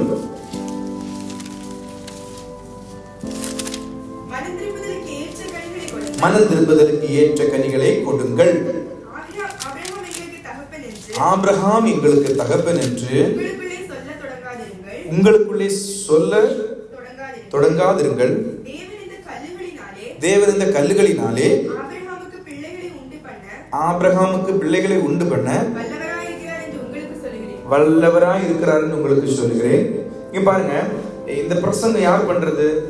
யோவான், ஸ்நாபக யோகன்னான் இயேசுவிற்கு வழியை ஆயத்தம் பண்ணுகிறார். ஹல்லேலூயா ஸ்தோத்திரம். அந்த காரியத்தை குறித்து நம்ம பார்க்கிறோம். ஹல்லேலூயா ஸ்தோத்திரம், ஹல்லேலூயா ஸ்தோத்திரம். பாருங்க 3ஆம் வசனம். அப்பொழுது கர்த்தருக்கு வழியை ஆயத்தப்படுத்துங்கள், அவருக்கு பாதைகளை சேவ் பண்ணுங்கள் என்றும், பள்ளங்கள் எல்லாம் நிரப்பப்படும், கோணாகணும் மாம்சமான யாவரும் தேவனுடைய ரட்சிப்பை காண்பார்கள் என்றும், வனாந்திரத்திலே கூப்பிடுகிற சத்தம் உண்டாகும் என்று ஏசாயா தீர்க்கதரிசன ஆகமத்தில் எழுதியிருக்கிற பிரகாரம் அவன் யோர்தான் நதிக்கு அருகான தேசம் எங்கும் போய் பாவ மன்னிப்புக்கு என்று மனம் திரும்பலுக்கு ஏற்ற ஞானஸ்தானத்தை குறித்து பிரசங்கித்தான். ஹல்லேலூயா ஸ்தோத்திரம். 6ஆம் வசனம். பிரசங்கித்தான். அவன் பிரசங்கித்ததின் பகுதியில தாழே கீழே பார்க்கும் பொழுது, நீங்கள் மனம் திரும்புதலுக்கு ஏற்ற கனிகளை கொடுங்கள். இப்பொழுதோ அங்கே கோடாரி அந்த மரங்களின் வேர் அருகே வைக்கப்பட்டிருக்கு. ஆகியால் நல்ல கனி கொடாத மரம் எல்லாம் வெட்டு அக்கினியிலே போடப்படும் என்று சொல்லும் பொழுது, அப்பொழுது ஜனங்கள் அவனை நோக்கி, அப்படியானால் நாங்கள் என்ன செய்ய வேண்டும்? அப்படியானால் நாங்கள் என்ன செய்ய வேண்டும்? அங்கதான் சொல்லுகிறார் பாருங்க. அவர்களுக்கு பிரதி உத்தரமாக 11ஆம் வசனம். 2 அங்கிகளை உடையவன் இல்லாதவனுக்கு கொடுக்க கடவன், ஆகாரத்தை உடையவன் அப்படியே செய்ய கடவன். ஆயக்காரனும் ஞானஸ்நானம் பெற வந்து அவரை நோக்கி, போதகரே நாங்கள் என்ன செய்ய வேண்டும் என்று கேட்டார். அதற்கு அவன், உங்களுக்கு கட்டளையிட்டிருக்கிறாங்க, அதிகமாக ஒன்றும் வாங்காதிருங்கள். அப்போ கிரியைகளினாலே நீங்க மனம் திரும்புங்க என்று சொல்லி பிரசங்கிக்கும் பொழுது, நீங்க எதனால மனம் திரும்பணும்? ஹல்லேலூயா ஸ்தோத்திரம். நான் மனம் திரும்பிட்டேன், தேவனுக்கு நேராக திரும்பிட்டேன் என்று சொல்வதை விட, உங்களுக்கு 2 ஹல்லேலூயா ஸ்தோத்திரம், உங்களுக்கு 2 அங்கிகளை உடையவன் இல்லாதவனுக்கு கொடுக்க கடவன். நான் மனம் திரும்பி விட்டேன், தேவனுடைய வார்த்தையை ஏற்றுக்கொண்டிருக்கிறேன் என்று ஹல்லேலூயா ஸ்தோத்திரம் பூரணப்படுத்த வேண்டும் என்றால், கர்த்தருடைய வசனங்களுக்கு இணங்க, வார்த்தைகளுக்கு இணங்க நம்மை நாம் மாற்றிக்கொள்ள வேண்டும். ஹல்லேலூயா ஸ்தோத்திரம்.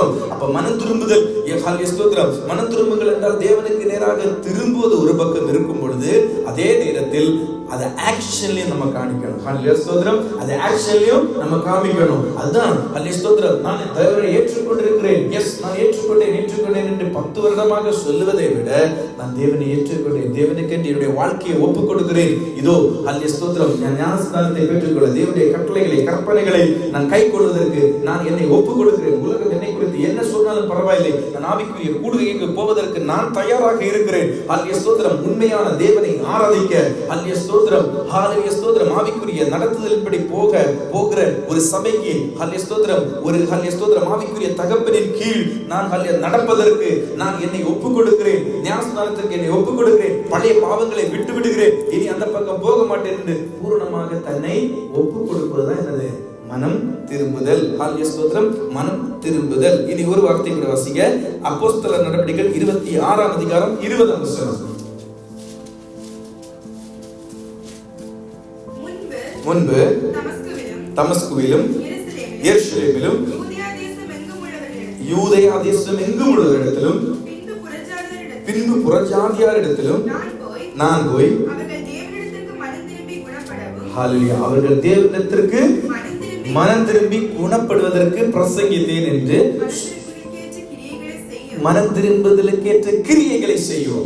நீங்க தேவனிடத்துல திரும்புங்க, அதே மாதிரி மனம் திரும்புதலுக்கு ஏற்ற கிரியைகளை செய்யுங்க என்று அப்போஸ்தலனாகிய பவுல் பிரசங்கித்தேன் என்று அவரை சாட்சி விடுகிறதை பார்க்க முடியும். அப்ப மனம் திரும்புதல் ஹல்லேலூயா ஸ்தோத்திரம் கிரியைகளினாலே பூரணப்படுகிறது. மனம் திரும்புதல் கிரியைகளினாலே பூரணப்படுகிறது. ஒருவன் தேவனிடத்திலாக திரும்பி விட்டான் என்றால் அவன் பழைய வாழ்க்கையை உதறி தள்ளிவிடுவதோடு நிறுத்தி விடாமல், உதறி தள்ளிவிட்டு தேவனோடு கூட சேருவது, தேவ பிள்ளைகளோடு கூட ஐக்கியமாவது. ஹல்லேலூயா ஸ்தோத்திரம், ஹல்லேலூயா ஸ்தோத்திரம். நாம ஹல்லேலூயா ஸ்தோத்திரம் ஒரு 6 மாதத்திற்கு முன்பதாக, ஒரு வருடத்திற்கு முன்பதாக ஒவ்வொருவருடைய வாழ்க்கையிலும் தங்களுடைய வாழ்க்கையில் டிரான்ஸ்ஃபர்மேஷன் ஆன சில பகுதிகள் உண்டு. ஹல்லேலூயா ஸ்தோத்திரம். எனக்கு டிரான்ஸ்ஃபர்மேஷன் ஆனதுன்னா ஹல்லேலூயா ஸ்தோத்திரம், நான் ஒரு 15 வருடத்தை பின்பாக சொல்லலாம். சிலருக்கு 1 வருடத்திற்கு முன்பதாக, சிலது 6 மாசத்திற்கு முன்பாக, சிலருக்கு 5 வருடத்திற்கு முன்பதாக. நம்ம நினைத்து பாருங்க, ஒரு காலத்துல நம்ம எப்படி இருந்தோம். இப்போ நம்ம நம்முடைய வாழ்க்கையை திரும்பி பார்க்கும் பொழுது அந்த பழைய எண்ணங்கள் நம்மை விட்டு போனது, அந்த பழைய சுபாவங்கள் நம்மை விட்டு போனது, அந்த பழைய நினைவுகள், அந்த பழைய கிரியைகள் நம்மை விட்டு போய் இப்ப தேவனுக்கு என்று கிரியை. இப்ப தேவனுக்கு என்று ஓடுகிற, தேவனுடைய வார்த்தைக்கு என்று ஓடுகிற அந்த ஒரு காரியம் வந்திருக்கிறல்ல. மனம் திரும்புதலுக்கு ஏற்ற கனி. இவை யாவும் மனம் திரும்புதலுக்கு ஏற்ற கனிகள் என்று நாம் பார்க்க முடியும். சரி, அடுத்தது இது ஒரு பைபிள் ஸ்டடியில பிரசங்கம் போல போயிட்டு இருக்கு. சரி, ஏன் மனம் திரும்ப வேண்டும்? ஏன் மனம் திரும்ப வேண்டும்? ஏன்னா தேவனுடைய பார்வையில் எல்லா மனுஷரும் பாவிகள். தேவனுடைய பார்வையில் ரட்சிக்கப்பட முன்பதற்காக தேவனுடைய பார்வையில் எல்லா மனிதர்களும் யாரு? பாவிகள். லூக்கா எழுதின சுவிசேஷம் 13ஆம் அதிகாரம் 4-5 வசனங்களை வாசிங்க. Book of Gospel of Luke chapter 13 verse 4 and 5. சீலோவாமிலே கோபுரம் விழுந்து 18 பேரை கொன்றதே. எருசலேமில் குடியிருக்கிற மனுஷர் எல்லாரும் அவர்கள் குற்றவாளிகளா இருந்தார்கள் என்று நினைக்கிறீர்களோ? சரி, இங்க ஒரு சம்பவத்தை பார்த்தோம். சீலோவாமிலே கோபுரம் இடிந்து விழுந்து 18 பேர் மரித்தார்கள். 18 பேர் மரித்தார்கள். நாம இதற்கும் மனம் திரும்புவதற்கு என்ன சம்பந்தம்னு கேட்டீங்கன்னா, வருடங்களுக்கு முன்பதாக 2020 நினைக்கிறேன், கொரோனா வந்துச்சு. அநேகரை என்ன செய்கிறது, இந்த உலகத்தை விட்டு மாற்றப்பட்டார்கள். ஹல்லேலூயா, ஸ்தோத்திரம். இப்ப ரீசெண்டா வயநாட்டுல நிலச்சரிவு ஏற்பட்டு அநேக குடும்பங்கள் ஒட்டுமொத்த குடும்பமாக மரித்து போனார்கள். ஹல்லேலூயா, ஸ்தோத்திரம். மண்ணோடு மண்ணு மூழ்கி போனார்கள். அப்ப நம்ம கேட்போம், ஹல்லேலூயா, ஸ்தோத்திரம், இவர்கள் தான் பாவிகளா? மற்ற உயிரோடு இருக்கிறவர்கள் எல்லாம், ஹல்லேலூயா, ஸ்தோத்திரம், உயிரோடு இருக்கிறவர்கள் எல்லாம் நீதிமான்களா? இல்லை. ஹல்லேலூயா, ஸ்தோத்திரம். யாவரும் என்ன செய்ய வேண்டும்? மனம் திரும்ப வேண்டும். ஆண்டுடைய பார்வையில ரட்சிக்கப்படாத ஒரு நபர், ஹல்லேலூயா, ஸ்தோத்திரம், ஒரு ரட்சிக்கப்படும் வரைக்கும் பாவியாக தான் பார்க்கப்படுகிறது. காரணம், ஆதாமுடைய பாவம். ஹல்லேலூயா, ஸ்தோத்திரம், தொடர்ந்து ஆதாமுடைய சந்ததியாகத்தான் நாம் இந்த மண்ணிலே பிறக்கிறோம். நம்ம முன்னாடி படித்தோம், இந்த மண்ணிலே ஹல்லேலூயா, ஸ்தோத்திரம், நாம் தாயின் கருவில் உருவாவதும், ஹல்லேலூயா, ஸ்தோத்திரம், தாயின் கருவில் ஹல்லேலூயா, ஸ்தோத்திரம், உருவாகி நாம் பிறப்பது ஆதாமிய சுபாவத்துடன் தான் பிறக்கிறோம். ஹல்லேலூயா, ஸ்தோத்திரம், ஆண்டவரை அறிந்து ஹல்லேலூயா, ஸ்தோத்திரம், மனம் திரும்பும் பொழுது, அவரை விசுவாசிக்கும் பொழுது, நீதீகரிக்கப்படும் பொழுது, புதிதாக பிறக்கும் பொழுது, ஹல்லேலூயா, ஸ்தோத்திரம், புத்திரனாக புத்திரியாக தத்தெடுக்கப்படும் பொழுதுதான் நாம் என்ன செய்யப்படுகிறோம். ஹல்லேலூயா, ஸ்தோத்திரம், அந்த பாவி என்கிற பதவியை விட்டு நீதிமான், தேவனுடைய பிள்ளை, ஹல்லேலூயா, ஸ்தோத்திரம், புதிய சிருஷ்டி என்றெல்லாம் நாம் என்ன செய்யப்படுகிறோம், அழைக்கப்படுகிறோம். அது வரைக்கும் யாரு? பாவிகள். அப்போ ஹல்லேலூயா, ஸ்தோத்திரம், யாரோ எங்கேயோ ஆக்சிடென்ட், எங்கேயோ பிரச்சனைகள், அவங்க மட்டும் பாவி இல்லை. அவங்க நீதிமானாக இருந்தால் கூட தேவனுடைய தேவனுடைய சித்தம், ஹல்லேலூயா, ஸ்தோத்திரம், அவர்களுடைய ஆயுசு நாட்கள் எந்த நிலைமையிலும் நமக்கு முடிவதற்கு தேவன் ஒருவர். அது எப்படி வேண்டுமானாலும் நம்முடைய மரணம் இருக்கலாம். ஆனால் மரணத்திற்கு பிற்பாடு உள்ள ஒரு மிகப்பெரிய ஆயத்தப்படுத்தப்பட்டிருக்கிற அந்த வாழ்க்கையிலாக நாம் போக வேண்டும் என்றால், அதாவது இந்த பூமியிலே வாழ்க்கை நம்மளுக்கு எத்தனை வருடம் என்று தெரியாது. ஏறினால் நாம் 70, 80 அதற்கு மேல தாண்டாது. ஹல்லேலூயா, நித்திய காலமாக தேவனோடு கூட வாழ்கிற வாழ்க்கை தான் என்னது? நித்திய வாழ்க்கை. அதற்குரிய ஓட்டத்தை நாம் எடுத்து வைக்க வேண்டும். அடுத்ததாக இயேசு பிரசங்கித்தார். ஹல்லேலூயா, ஸ்தோத்திரம். மத்தேயு 4:17 எழுதியிருக்கிறது. மத்தேயு எழுதின சுவிசேஷம் 4ஆம் அதிகாரம் 17ஆம் வசனத்துல நீங்கள் மனம் திரும்புங்கள் என்று எழுதப்பட்டிருக்கிறது. ஹல்லேலூயா, ஸ்தோத்திரம். மனம் திரும்புங்கள், பரலோக ராஜ்யம் சமீபித்திருக்கிறது. மனம் திரும்புகிறதுக்கு இன்னொரு அர்த்தம் என்ன? உங்களுடைய பாவங்களை, உங்களுடைய எண்ணங்களை, பாவ சுபாவங்களை விட்டு தேவனிடத்துல திரும்புங்க. பரலோக ராஜ்யம் ஏது? இயேசு சமீபித்திருக்கிறார். ஹல்லேலூயா, ஸ்தோத்திரம். இயேசுடைய வருகை சமீபித்திருக்கிறது. ஹல்லேலூயா, ஸ்தோத்திரம். The kingdom of God is with you. தேவனுடைய ராஜ்யம் உங்களிடத்தில் இருக்கிறது என்று வேதவசனம் சொல்லுது. அப்படின்னா இயேசு கிறிஸ்து தேவனுடைய ராஜ்யமாக பார்க்கப்பட்டார். ஹல்லேலூயா, ஸ்தோத்திரம். கிங்டம் ஆஃப் காட் உங்களிடத்திலே இருக்கிறார். அப்போ மனம் திரும்புங்கள். இன்றைக்கு ஆண்டவர் நம்மோடு கூட பேசுகிற காரியம், மனம் திரும்புங்க, தேவனுடைய ராஜ்யம் சமீபமா இருக்கிறது. That means மனம் திரும்புங்க, ஆண்டவருடைய வருகை அதி விரைவில் இருக்கிறது. இயேசுடைய வருகை அதி விரைவில் இருக்கிறது. அப்ப மனம் திரும்புங்கன்னா என்ன? ஹல்லேலூயா, ஸ்தோத்திரம், நம்முடைய பாவங்களை, பாவ சுபாவங்களை, நம்முடைய பழைய வாழ்க்கையை விட்டு தேவனிடத்திலாக திரும்புவது. ஹல்லேலூயா ஸ்தோத்திரம். அடுத்தது ஹல்லேலூயா ஸ்தோத்திரம், விசுவாசத்திற்கு மார்க் எழுதின சுவிசேஷம் 1ஆம் அதிகாரம் 15ஆம் வசனம்.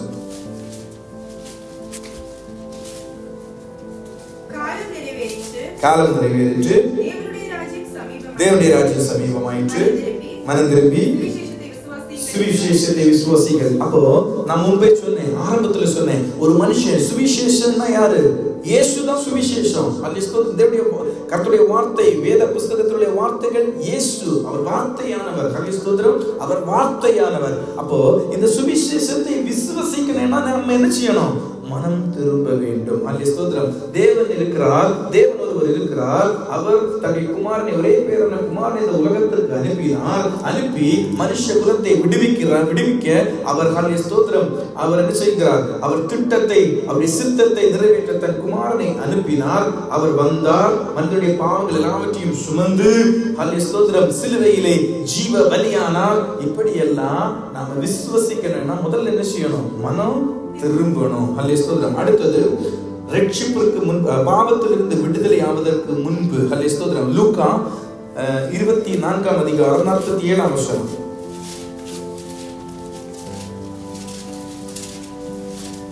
லூக்கா எழுதின சுவிசேஷம் 24ஆம் அதிகாரம் 47ஆம் வசனம்.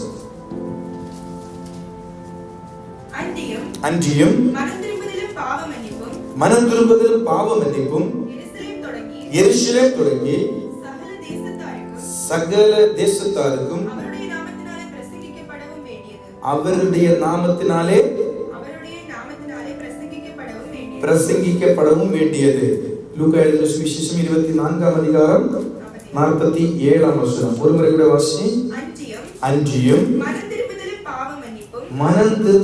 பாவ மன்னிப்பும். அப்ப பாவத்திலிருந்து விடுதலை ஆவதற்கு என்ன வேணும்? மனம் திரும்புதல் வேண்டும். அடுத்தது ரட்சிப்புக்கு முன்பே மனம் திரும்புதல். அப்போஸ்தலர் நடவடிக்கைகள் 3ஆம் அதிகாரம் 19ஆம் வசனம். Acts of Apostles chapter 3 verse 19. ஆனபடியினாலே கர்த்தருடைய சன்னிதானத்திலிருந்து இளைப்பாறுதலின் காலங்கள் வரும்படிக்கு முன்னே குறிக்கப்பட்ட இயேசு கிறிஸ்துவை அவர் உங்களிடத்தில் அனுப்பும்படிக்கும்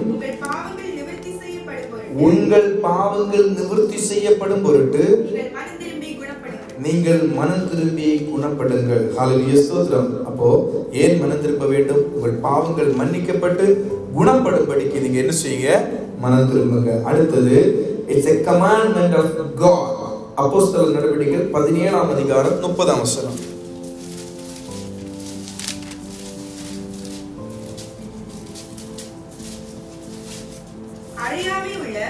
அறியாமை உள்ள காலங்களை தேவன் காணாதவர் போல் இருந்தார். ஹல்லேலூயா ஸ்தோத்திரம். இதுதான் ஆரம்பத்தில் சொன்னேன். ஆண்டவர் ஹல்லேலூயா ஸ்தோத்திரம் நாம் தெரிந்து செய்கிற பாவங்களை ஹல்லேலூயா ஸ்தோத்திரம் இனி அப்படிப்பட்ட பாவங்களுக்கு தக்க ஒரு பலி இனி உண்டோ என்று கேட்கிறார். ஹல்லேலூயா ஸ்தோத்திரம். இங்க சொல்லுகிறார் பாருங்க, அறியாமை உள்ள காலங்களை தேவன் காணாதவர் போல் இருந்தார். அதாவது இது உங்களுக்கு பாவம் நன்மை தீமை அறியவில்லை. ஹல்லேலூயா ஸ்தோத்திரம். நீங்க வேதத்தின் வெளிச்சத்துல வரல. ஹல்லேலூயா ஸ்தோத்திரம். இப்ப வேதத்தின் வெளிச்சம் வந்திருக்கிறது. நீங்கள் போய் கொண்டிருக்கிற பாதை தவறு, நீங்கள் பேசுகிற வார்த்தைகள் தவறு, நீங்கள் சிந்திக்கிற எண்ணங்கள் தவறு. அப்படி என்று உங்களுக்கு ஹல்லேலூயா ஸ்தோத்திரம் உணர்த்துகிற காலம் வரைக்கும், அதாவது நீங்கள் உணராத இருந்த காலம் வரைக்கும் ஆண்டவர் என்ன செஞ்சார்? காணாதது போல இருந்தார். ஹல்லேலூயா ஸ்தோத்திரம். அவர் காணாதது போல இருந்தார். ஹல்லேலூயா ஸ்தோத்திரம். சின்ன பிள்ளைங்க எல்லாம் தப்பு பண்ணும் பொழுது தகப்பன் என்ன செய்வாங்க? பெற்றோர்கள் என்ன செய்வாங்க? கண்டுக்கிட மாட்டாங்க. ஹல்லேலூயா ஸ்தோத்திரம். ஏன்னா சின்ன பிள்ளைங்க.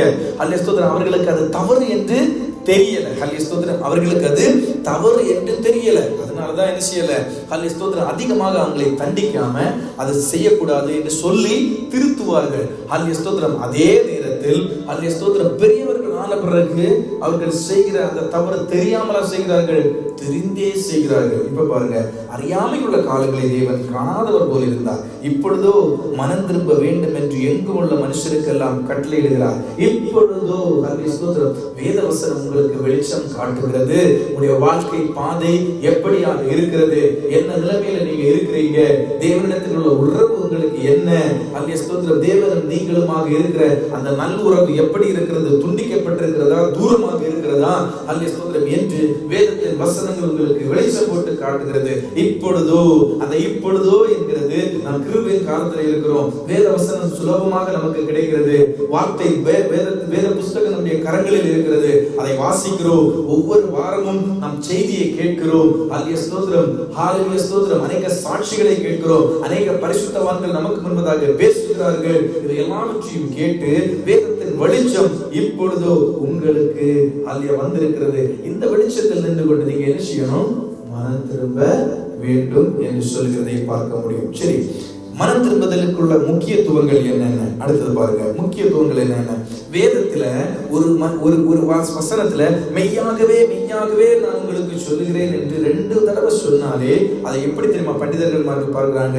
ஒரு தடவை சொன்னாலே ஆமேன் ஆமேன் அல்லேலூயா ஸ்தோத்திரம். அந்த மெய்யாகவே மெய்யாகவே 2 தடவை அழுத்தமா சொன்னாலே அதுல ஏதோ மிக முக்கியமாக, அல்லது அல்லேலூயா ஸ்தோத்திரம் எல்லா வசனங்களும் முக்கியமானதா, ஆனா இது மிக மிக முக்கியமானதாக அதை கருத்தில் கொள்கிறார்கள். அப்படி என்றால் அல்லேலூயா ஸ்தோத்திரம் ஏறக்குறைய 100க்கும் அதிகமாக இடத்தில் புதிய ஏற்பாட்டில் மனம் திரும்புதலை குறித்து சொல்லப்பட்டிருக்கிறது. அப்போ அல்லேலூயா ஸ்தோத்திரம் 2 முறை மெய்யாகவே மெய்யாகவே என்று சொல்லும் பொழுது நாம் எவ்வளவு அல்லேலூயா ஸ்தோத்திரம் வேத பண்டிதர்கள் சொல்லுகிறதுபடி நாம் எடுத்துக்கொண்டோமானால் எவ்வளவு முக்கியத்துவம் அந்த வசனத்திற்கு கொடுக்கிறோம். மெய்யாகவே மெய்யாகவே நான் உங்களுக்கு சொல்கிறேன், ஒருவன் ஜலத்தினாலும் ஆவியினாலும் பிரபாவிடில் தேவனுடைய ராஜ்யத்தில் சுதந்திரிக்க மாட்டான் என்கிற வசனம் இருக்கிறது. அப்போ மெய்யாகவே மெய்யாகவே, அப்போ அது மிகவும் முக்கியத்துவம் படுத்தி காண்பிக்கிறது போல வேதத்தில் அப்படி பார்த்தால் மனம் திரும்புதலை குறித்து இயேசு கிறிஸ்துவும் அப்போஸ்தலர்களும் அநேக இடத்துல சொல்வதை குறித்து பார்க்கிறோம். அல்லேலூயா ஸ்தோத்திரம். பாருங்க, அப்போஸ்தலனாகிய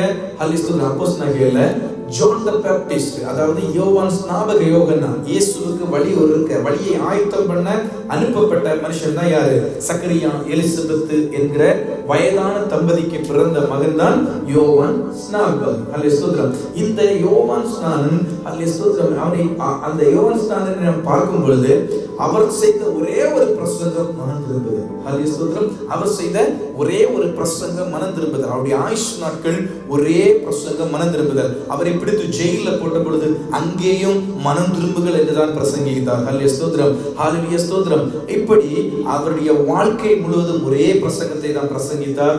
மனம் திரும்புதல். மனம் திரும்புதலுக்கு ஏற்ற கனிகளை கொடுங்கள், தேவனுடைய ராஜ்யம் சமீபமாக இருக்கிறது, மனம் திரும்புங்கள் என்று. இப்ப கூட நம்ம பாஸ்டர்ஸ் நிறைய பார்ப்போம் இல்ல, எப்படித்தான் பிரசங்கித்து கொண்டு வந்தாலும் அவங்க முடிவாக கன்க்ளூட் பண்ணுகிற விஷயம் ஒரே விஷயமாக இருக்கும். அல்லேலூயா ஸ்தோத்திரம். பல பாஸ்டர்ஸ் நம்ம பார்க்கும் பொழுது அவர்கள் அல்லேலூயா ஸ்தோத்திரம், அது தவறல்ல. அல்லேலூயா ஸ்தோத்திரம்.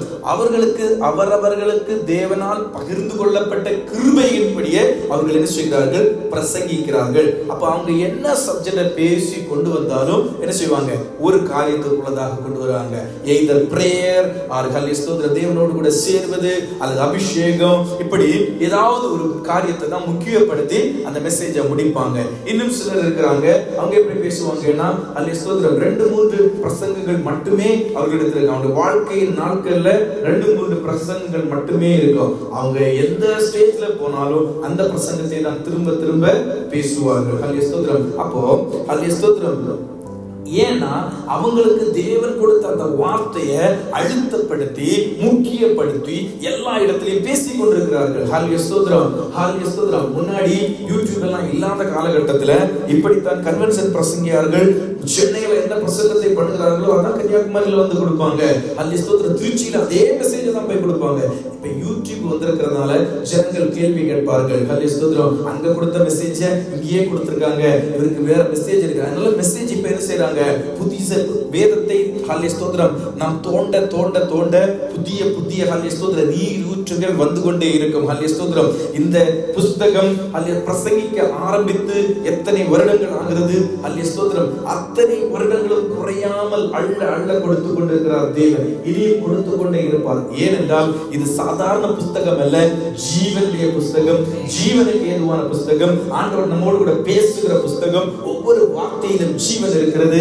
ஹல்லேலூயா ஸ்தோத்திரம். ஒரே ஒரு வார்த்தை எடுத்துக்கொண்டு பேசுகிற எத்தனையோ பாஸ்டர்ஸ் இருக்கிறார்கள். அப்ப அதற்கெல்லாம் காரணம் என்ன தெரியுமா? இது ஜீவன் உள்ள புஸ்தகம். ஹல்லேலூயா ஸ்தோத்திரம். அப்போ ஹல்லேலூயா ஸ்தோத்திரம் அவ்வளவு முக்கியப்படுத்தி இங்கே ஹல்லேலூயா ஸ்தோத்திரம் என்ன செய்கிறான்? ஹல்லேலூயா ஸ்தோத்திரம் இந்த யோவான் சாணன் மனம் திரும்புதலை குறித்து தன் ஜீவ நாட்கள் எல்லாம் பிரசங்கித்ததை பார்க்க முடியும். அப்ப நம்ம என்ன செய்ய வேண்டும்? மனம் திரும்புதல் நம்முடைய வாழ்க்கைக்கு, ரட்சிப்பிற்கு மிக முக்கியமான காரியம். இயேசு சீசர்களை நியமித்து சொல்லுகிறார். ஹல்லேலூயா ஸ்தோத்திரம். Go and preach. என்ன preach பண்ணுங்க? நீங்க போங்க, பிரசங்கிங்க, மனம் திரும்புதலுக்கு என்று பிரசங்கிங்கள் என்று மார்க் எழுதின சுவிசேஷம் 6ஆம் அதிகாரம் 12ஆம் வசனத்தில் சொல்லப்பட்டிருக்கிறது. மார்க் 6ஆம் அதிகாரம் 12ஆம் வசனம். அவர்கள் புறப்பட்டு போய் மனம் திரும்புங்கள் என்று பிரசங்கித்து அநேகம் பிசாசுகளை துரத்தி அநேகம் நோயாளிகளை. நமக்கு இங்க என்ன? அவர்கள் போய் புறப்பட்டு போய் மனம் திரும்புதலுக்கு என்று பிரசங்கித்தார்கள் என்று சொல்லப்படுகிறது. அதே மாதிரி இயேசுவுடைய சீஷர்கள் ஹல்லேலூயா ஸ்தோத்திரம் பெந்தெகோஸ்தே நாளுக்கு பிற்பாடு ஹல்லேலூயா ஸ்தோத்திரம் அவர்கள் பிரசங்கித்த பிரசங்கம், பேதுரு முதல் பிரசங்கத்திலே நீங்கள் மனம் திரும்புங்கள் என்று அப்போஸ்தலர் 2ஆம் அதிகாரம் 38ஆம் வசனத்தில் சொல்லப்படுகிறதை பார்க்க முடியும். ஹல்லேலூயா ஸ்தோத்திரம். அப்போ அடுத்தது அப்போஸ்தலர் 20:21, 2 பீட்டர் 3:9, லூக்கா 13:3, இப்படி எல்லா வசனங்களிலும் இன்னும் அநேக வசனங்கள் இருக்கிறது. இவை எல்லாவற்றிலும் மனம் திரும்புதலை குறித்து சொல்வதை நாம் பார்க்க முடியும். மனம் திரும்புதலை குறித்து சொல்வதை நாம் பார்க்க முடியும். சரி, அப்போ மனம் திரும்புதலுக்கு ஏற்ற குணம் ஹல்லேலூயா ஸ்தோத்திரம் என்ன? அதாவது ஹல்லேலூயா ஸ்தோத்திரம் பாவத்தை பாவமாக ஏற்றுக்கொள்வது. ஹல்லேலூயா ஸ்தோத்திரம் பாவத்தை பாவமாக ஏற்றுக்கொள்வது. அதாவது நம்முடைய புத்தியில நின்று நம்ம சிந்திப்போம் என்று பாருங்க. ஹல்லேலூயா ஸ்தோத்திரம். நம்முடைய சாதாரண ஒரு புத்தியில நின்று நம்ம சிந்திக்கும் பொழுது ஹல்லேலூயா ஸ்தோத்திரம் நேற்றைக்கு வரைக்கும் நமக்கு என்ன இல்லை, அது அந்த காரியத்தை நாம் செய்வதனால நமக்கு எந்த பிரச்சனையும் இல்லை. இன்றைக்கு அந்த காரியத்தை செய்ய நாம் ஆரம்பிக்கும் பொழுது நம்முடைய மனசு என்ன செய்கிறது? குத்தப்படுகிறது. இது பாவம் என்று. ஹல்லேலூயா ஸ்தோத்திரம். அப்ப பாவத்தை பாவமாக உணர்கிறான்ல, அந்த உணர்வு நமக்குள்ள வருகிறது என்றால் நாம் மனம் திரும்புவதற்கு ஆயத்தமாக இருக்கிறோம். அல்லது நாம் மனம் திரும்புவதனுடைய அந்த கனி நமக்குள் கிரியை செய்ய ஆரம்பிக்கிறது. அந்த மனம் திரும்புவதனுடைய அந்த கனி நம்ம கிரியை செய்ய ஆரம்பிக்கிறது. உள் உணர்வுல பல காரியங்கள் முன்பு இது பரவாயில்லை, ஹல்லேலூயா ஸ்தோத்திரம், மீண்டும் மீண்டும் நாம் செய்திருக்கிறோம். ஆனால் ஹல்லேலூயா ஸ்தோத்திரம் மனம் திரும்புதலின் கனி நம்முடைய ஜீவிதத்தில் நம்முடைய வாழ்க்கையில ஆரம்பிக்கும் பொழுது, ஹல்லேலூயா ஸ்தோத்திரம் செயல்பட ஆரம்பிக்கும் போது அவைகள் ஒரு பாவமாக தெரியும். அவைகள் ஒரு பாவமாக தெரியும். ஹல்லேலூயா ஸ்தோத்திரம் அதை ஒருபோதும் செய்ய மனம் அனுமதிக்காது. ஹல்லேலூயா ஸ்தோத்திரம் அதை ஒருபோதும் செய்ய மனம் அனுமதிக்காது. ஹல்லேலூயா ஸ்தோத்திரம். ஹல்லேலூயா ஸ்தோத்திரம். பாருங்க, ஹல்லேலூயா ஸ்தோத்திரம் லூக்கா எழுதின சுவிசேஷம் 18ஆம் அதிகாரம் 13ஆம் வசனத்துல ஹல்லேலூயா ஸ்தோத்திரம் தேவனிடத்தில் 2 பேர் ஜெபிக்க வருவாங்க. ஒருவன் பரிசேயன், மற்றொருவன் ஆயக்காரர். ஹல்லேலூயா ஸ்தோத்திரம். பரிசேயன் வருவான், வந்தது அவனுக்கு மனம் திரும்புதல் இல்லை, ஒன்றுமே இல்லை. அவன் வருவான், வந்து நான் இந்த ஆயக்காரனை காட்டிலும் நல்லவன், ஹல்லேலூயா ஸ்தோத்திரம், நான் தசம பாகத்தை தருகிறேன், காணிக்கைகளை கொண்டு வருகிறேன், அப்படி எல்லாம் என்று ஜெபிக்கிற அந்த ஒரு ஜெப பகுதியை நான் பார்க்க முடியும். ஆனால் ஆயக்காரன் என்ன செய்வான் தெரியுமா? ஹல்லேலூயா ஸ்தோத்திரம் அவனுக்கு ஆண்டவருடைய சமூகத்துக்கு வருவதற்கு முன்பதாகவே தூரத்தில் இருந்தே அவன் பாவி என்று உணர்ந்தான். ஹல்லேலூயா ஸ்தோத்திரம். மனம் திரும்புதல். ஹல்லேலூயா ஸ்தோத்திரம். பாவி என்று உணர்ந்தான். தூரத்தில் இருந்து வரும் பொழுதே ஹல்லேலூயா ஸ்தோத்திரம் நான் வருவதற்கு நான் பாத்திரன் அல்ல. ஹல்லேலூயா ஸ்தோத்திரம் தூரத்தில் இருந்து சத்தமாக அழுகிற சத்தம், அந்த ஹல்லேலூயா ஸ்தோத்திரம் கூப்பிடுகிற சத்தம் பாருங்க, அதுதாங்க மனம் திரும்புதல். ஹல்லேலூயா ஸ்தோத்திரம். கிட்ட வருவதற்கு கூட பயம். ஹல்லேலூயா ஸ்தோத்திரம். ஏன்? ஹல்லேலூயா ஸ்தோத்திரம் அவனுடைய மனம் திரும்புதல் என்ன அவனுக்கு கனி கொடுக்கிறது, அவனுக்கு வெளிப்படுத்துகிறது. தேவ சமூகம் பரிசுத்தமானது, அதனால நான் கிட்ட போக கூடாது என்று. ஹல்லேலூயா ஸ்தோத்திரம். அப்போ ஹல்லேலூயா ஸ்தோத்திரம், அப்படிப்பட்ட ஒரு அனுபவம் நமக்குள்ளதாக, உள்ளத்திற்குள்ளதாக நமக்கு வருகிறது என்று பார்த்தால் ஹல்லேலூயா ஸ்தோத்திரம், நாம் மனம் திரும்புவதற்குரிய கனியை வெளிப்படுத்த ஆரம்பிக்கிறோம். ஹல்லேலூயா ஸ்தோத்திரம். ஒரு மனிதன் எடுத்த உடனே ஹல்லேலூயா ஸ்தோத்திரம், நான் பல இடத்துல நம்ம சொல்லுவேன் இல்ல, என்னால கொஞ்சம் கொஞ்சமா தான் இந்த காரியத்தை மாற்ற முடியும், ஹல்லேலூயா ஸ்தோத்திரம், நான் மாறிக்கொள்ளுகிறேன் என்று நாம் சொல்லுகிற பல இடங்கள் இருக்கிறது. ஹல்லேலூயா ஸ்தோத்திரம். அது பாவம் இல்ல. ஒருவேளை அது நமக்கு வாழ்க்கைக்கு மிக முக்கியமில்லாத காரியத்தை நாம் என்ன செய்வோம்? ஹல்லேலூயா ஸ்தோத்திரம், சரி நான் ஆரம்பிச்சிட்டேன், என்னால விட முடியல, கொஞ்சம் கொஞ்சமாக விடுகிறேன் என்று சொல்லுகிற காரியங்கள் இருக்கிறது. அதே போல ஹல்லேலூயா ஸ்தோத்திரம், இங்க பாருங்க, தனக்கு தெரிகிறது தேவ சமூகத்தில் வருகிறது என்னது? ஹல்லேலூயா ஸ்தோத்திரம், பாவம். காரணம் நான் பாவி என்று. அப்ப அந்த மனம் திரும்புதல் அதற்குள்ளதாக செயல்பட ஆரம்பித்து விட்டது. ஹல்லேலூயா ஸ்தோத்திரம். அதே போல பலரும் ஹல்லேலூயா ஸ்தோத்திரம், தான் ஹல்லேலூயா ஸ்தோத்திரம் குறைவுள்ளவன், தான் பாவம் உள்ளவன், தன்னுடைய வாழ்க்கை சரியில்லை என்று சொல்லி திருவிருந்து எடுக்கும் பொழுது கூட ஹல்லேலூயா ஸ்தோத்திரம் மாறி இருக்கிற அனுபவம் இருக்கிறது. ஹல்லேலூயா ஸ்தோத்திரம். திருவிருந்து கூட மாறி இருக்கிற அனுபவம் இருக்கிறது. அவர்கள் எல்லாரும் பாவிகள் என்று நாம் தீர்த்து ஒதுக்கிவிட முடியாது. அவர்கள் என்ன நினைக்கிறார்கள் என்றால், ஹல்லேலூயா ஸ்தோத்திரம், நான் இன்றைக்கு தகுதி இல்லாதவன், நான் இனியும் ஆண்டவரோடு கூட சேர ஒரு நாட்கள் தேவனோடு கூட நான் பேசுவேன், தேவனோடு கூட நான் அமர்ந்திருப்பேன், தேவனிடத்தில் என்னுடைய பாவங்களை அறிக்கை செய்வேன், நான் ஒப்பு கொடுப்பேன், நான் ஒரு ஹல்லேலூயா ஸ்தோத்திரம் என்னுடைய மனதிற்கு ஒரு சமாதானத்தை நான் அனுபவிப்பேன், நான் எல்லா பாரத்தையும் ஆண்டவரிடத்தில் இறக்கி வைத்து விட்டேன், என் பாவங்கள் முழுவதுமாக கழுகப்பட்டது என்று எனக்கு தோன்றும். ஹல்லேலூயா ஸ்தோத்திரம். அதனால நான் இன்றைக்கு எடுக்கல. ஹல்லேலூயா ஸ்தோத்திரம். ஒரு எமோஷனலா எஸ் ஹல்லேலூயா ஸ்தோத்திரம், எல்லாரும் எடுக்கிறார்களே, ஏதாவது நினைத்து விடுவார்கள் என்று போய் எடுப்பதை விட ஹல்லேலூயா ஸ்தோத்திரம், அவர்கள் நம்மை விட அவர்கள் மேல். ஹல்லேலூயா ஸ்தோத்திரம். தன் பாவங்களை மறைக்கிறவன் வாழ்வடைய மாட்டான், அதை அறிக்கை செய்து விட்டு விடுகிறவனோ இரக்கம் பெறுவான். அப்போ ஹல்லேலூயா ஸ்தோத்திரம், ஹல்லேலூயா திருவிருந்துல எல்லாரும் யாராவது நினைத்து விடுவார்கள் என்று எல்லாரும் கும்பலாக போய் திருவிருந்து எடுப்பதை விட ஹல்லேலூயா ஸ்தோத்திரம், அவர்களுக்கு முன்பதாக இவரிடத்தில் ஏதோ குறை இருக்கிறது, தான் ஆயத்தமாகவில்லை. ஹல்லேலூயா ஸ்தோத்திரம். ஹல்லேலூயா பாவம் என்று நினைத்தால் ஏதோ பெரிய பாவம் என்றெல்லாம் இல்லை, தான் அதற்கு ஆயத்தப்படவில்லை. அதனால ஹல்லேலூயா ஸ்தோத்திரம், இந்த முறை நான் மாறிதற்கு நான் தேவனோடு கூட சேருவேன். ஹல்லேலூயா ஸ்தோத்திரம், நான் தேவனோடு கூட என்னுடைய குறைவுகள் எல்லாம் அறிக்கை செய்வேன். திரும்ப சேரும் பொழுது அவர் என்னை மன்னித்து அவர் ஏற்றுக்கொள்வார். நான் ஹல்லேலூயா ஸ்தோத்திரம், எனக்கு இனம் புரியாத ஒரு சந்தோஷம் என்னுடைய இருதயத்திற்குள்ள வரும். அதுக்கப்புறம் வந்து எடுக்கிறேன் என்று மாறி இருக்கிறார்கள். இந்த உணர்வு எல்லாம் நமக்கு வர வேண்டும். ஹல்லேலூயா ஸ்தோத்திரம். அப்படி வருகிறது என்றால் மனம் திரும்புதலுடைய கனி நம் மேல் செயல்படுகிறது என்று அர்த்தம். ஹல்லேலூயா ஸ்தோத்திரம். அடுத்தது ஹல்லேலூயா ஸ்தோத்திரம், மனம் திரும்புதல். ஹல்லேலூயா ஸ்தோத்திரம், தன்னுடைய விருப்பத்திற்கு மாறாக ஹல்லேலூயா ஸ்தோத்திரம், தன்னுடைய விருப்பத்தை வெறுத்து ஹல்லேலூயா ஸ்தோத்திரம் தேவ சுத்தத்தை வெளிப்படுத்துவது. ஹல்லேலூயா ஸ்தோத்திரம். நம் ஹல்லேலூயா ஸ்தோத்திரம். லூக்கா எழுதின சுவிசேஷம் 15ஆம் அதிகாரம் 18ஆம் வசனத்திலிருந்து நாம் வாசிக்கும் பொழுது, இளைய குமாரனுடைய கதை நாம் எல்லாரும் கேட்டிருக்கோம் இல்ல. அவன் தன் ஆஸ்திகளை எல்லாம் வாங்கி கொண்டு தூர தேசத்திற்கு பிரயாணப்பட்டு போவான். போய்விட்டு ஹல்லேலூயா ஸ்தோத்திரம் எல்லாவற்றையும் இழந்து ஒரு கட்டத்தில் அவன் என்ன செய்வான்? ஹல்லேலூயா ஸ்தோத்திரம், ஹல்லேலூயா ஸ்தோத்திரம், தன்னுடைய விருப்பத்தை வெறுத்து ஹல்லேலூயா ஸ்தோத்திரம் தன் தகப்பனாருடைய வீட்டிற்கு திரும்புவதை குறித்து பார்க்க முடியும். ஹல்லேலூயா ஸ்தோத்திரம். தகப்பனாருடைய வீட்டிற்கு திரும்புவதை பார்க்க முடியும். ஹல்லேலூயா ஸ்தோத்திரம். அதே போல 1 தெசலோனிக்கேயர் 1ஆம் அதிகாரம் 9ஆம் வசனத்துல நாம் பார்க்கும் பொழுது, 1 தெசலோனிக்கேயர் 1ஆம் அதிகாரம் 9ஆம் வசனத்துல ஒரு காரியத்துல விக்கிரகங்களை விட்டு விலகி பழைய ஏற்பாட்டின் காலத்துல சிலை வழிபாடை விக்கிரக ஆராதனை என்று சொல்லுகிறோம். ஹல்லேலூயா ஸ்தோத்திரம்.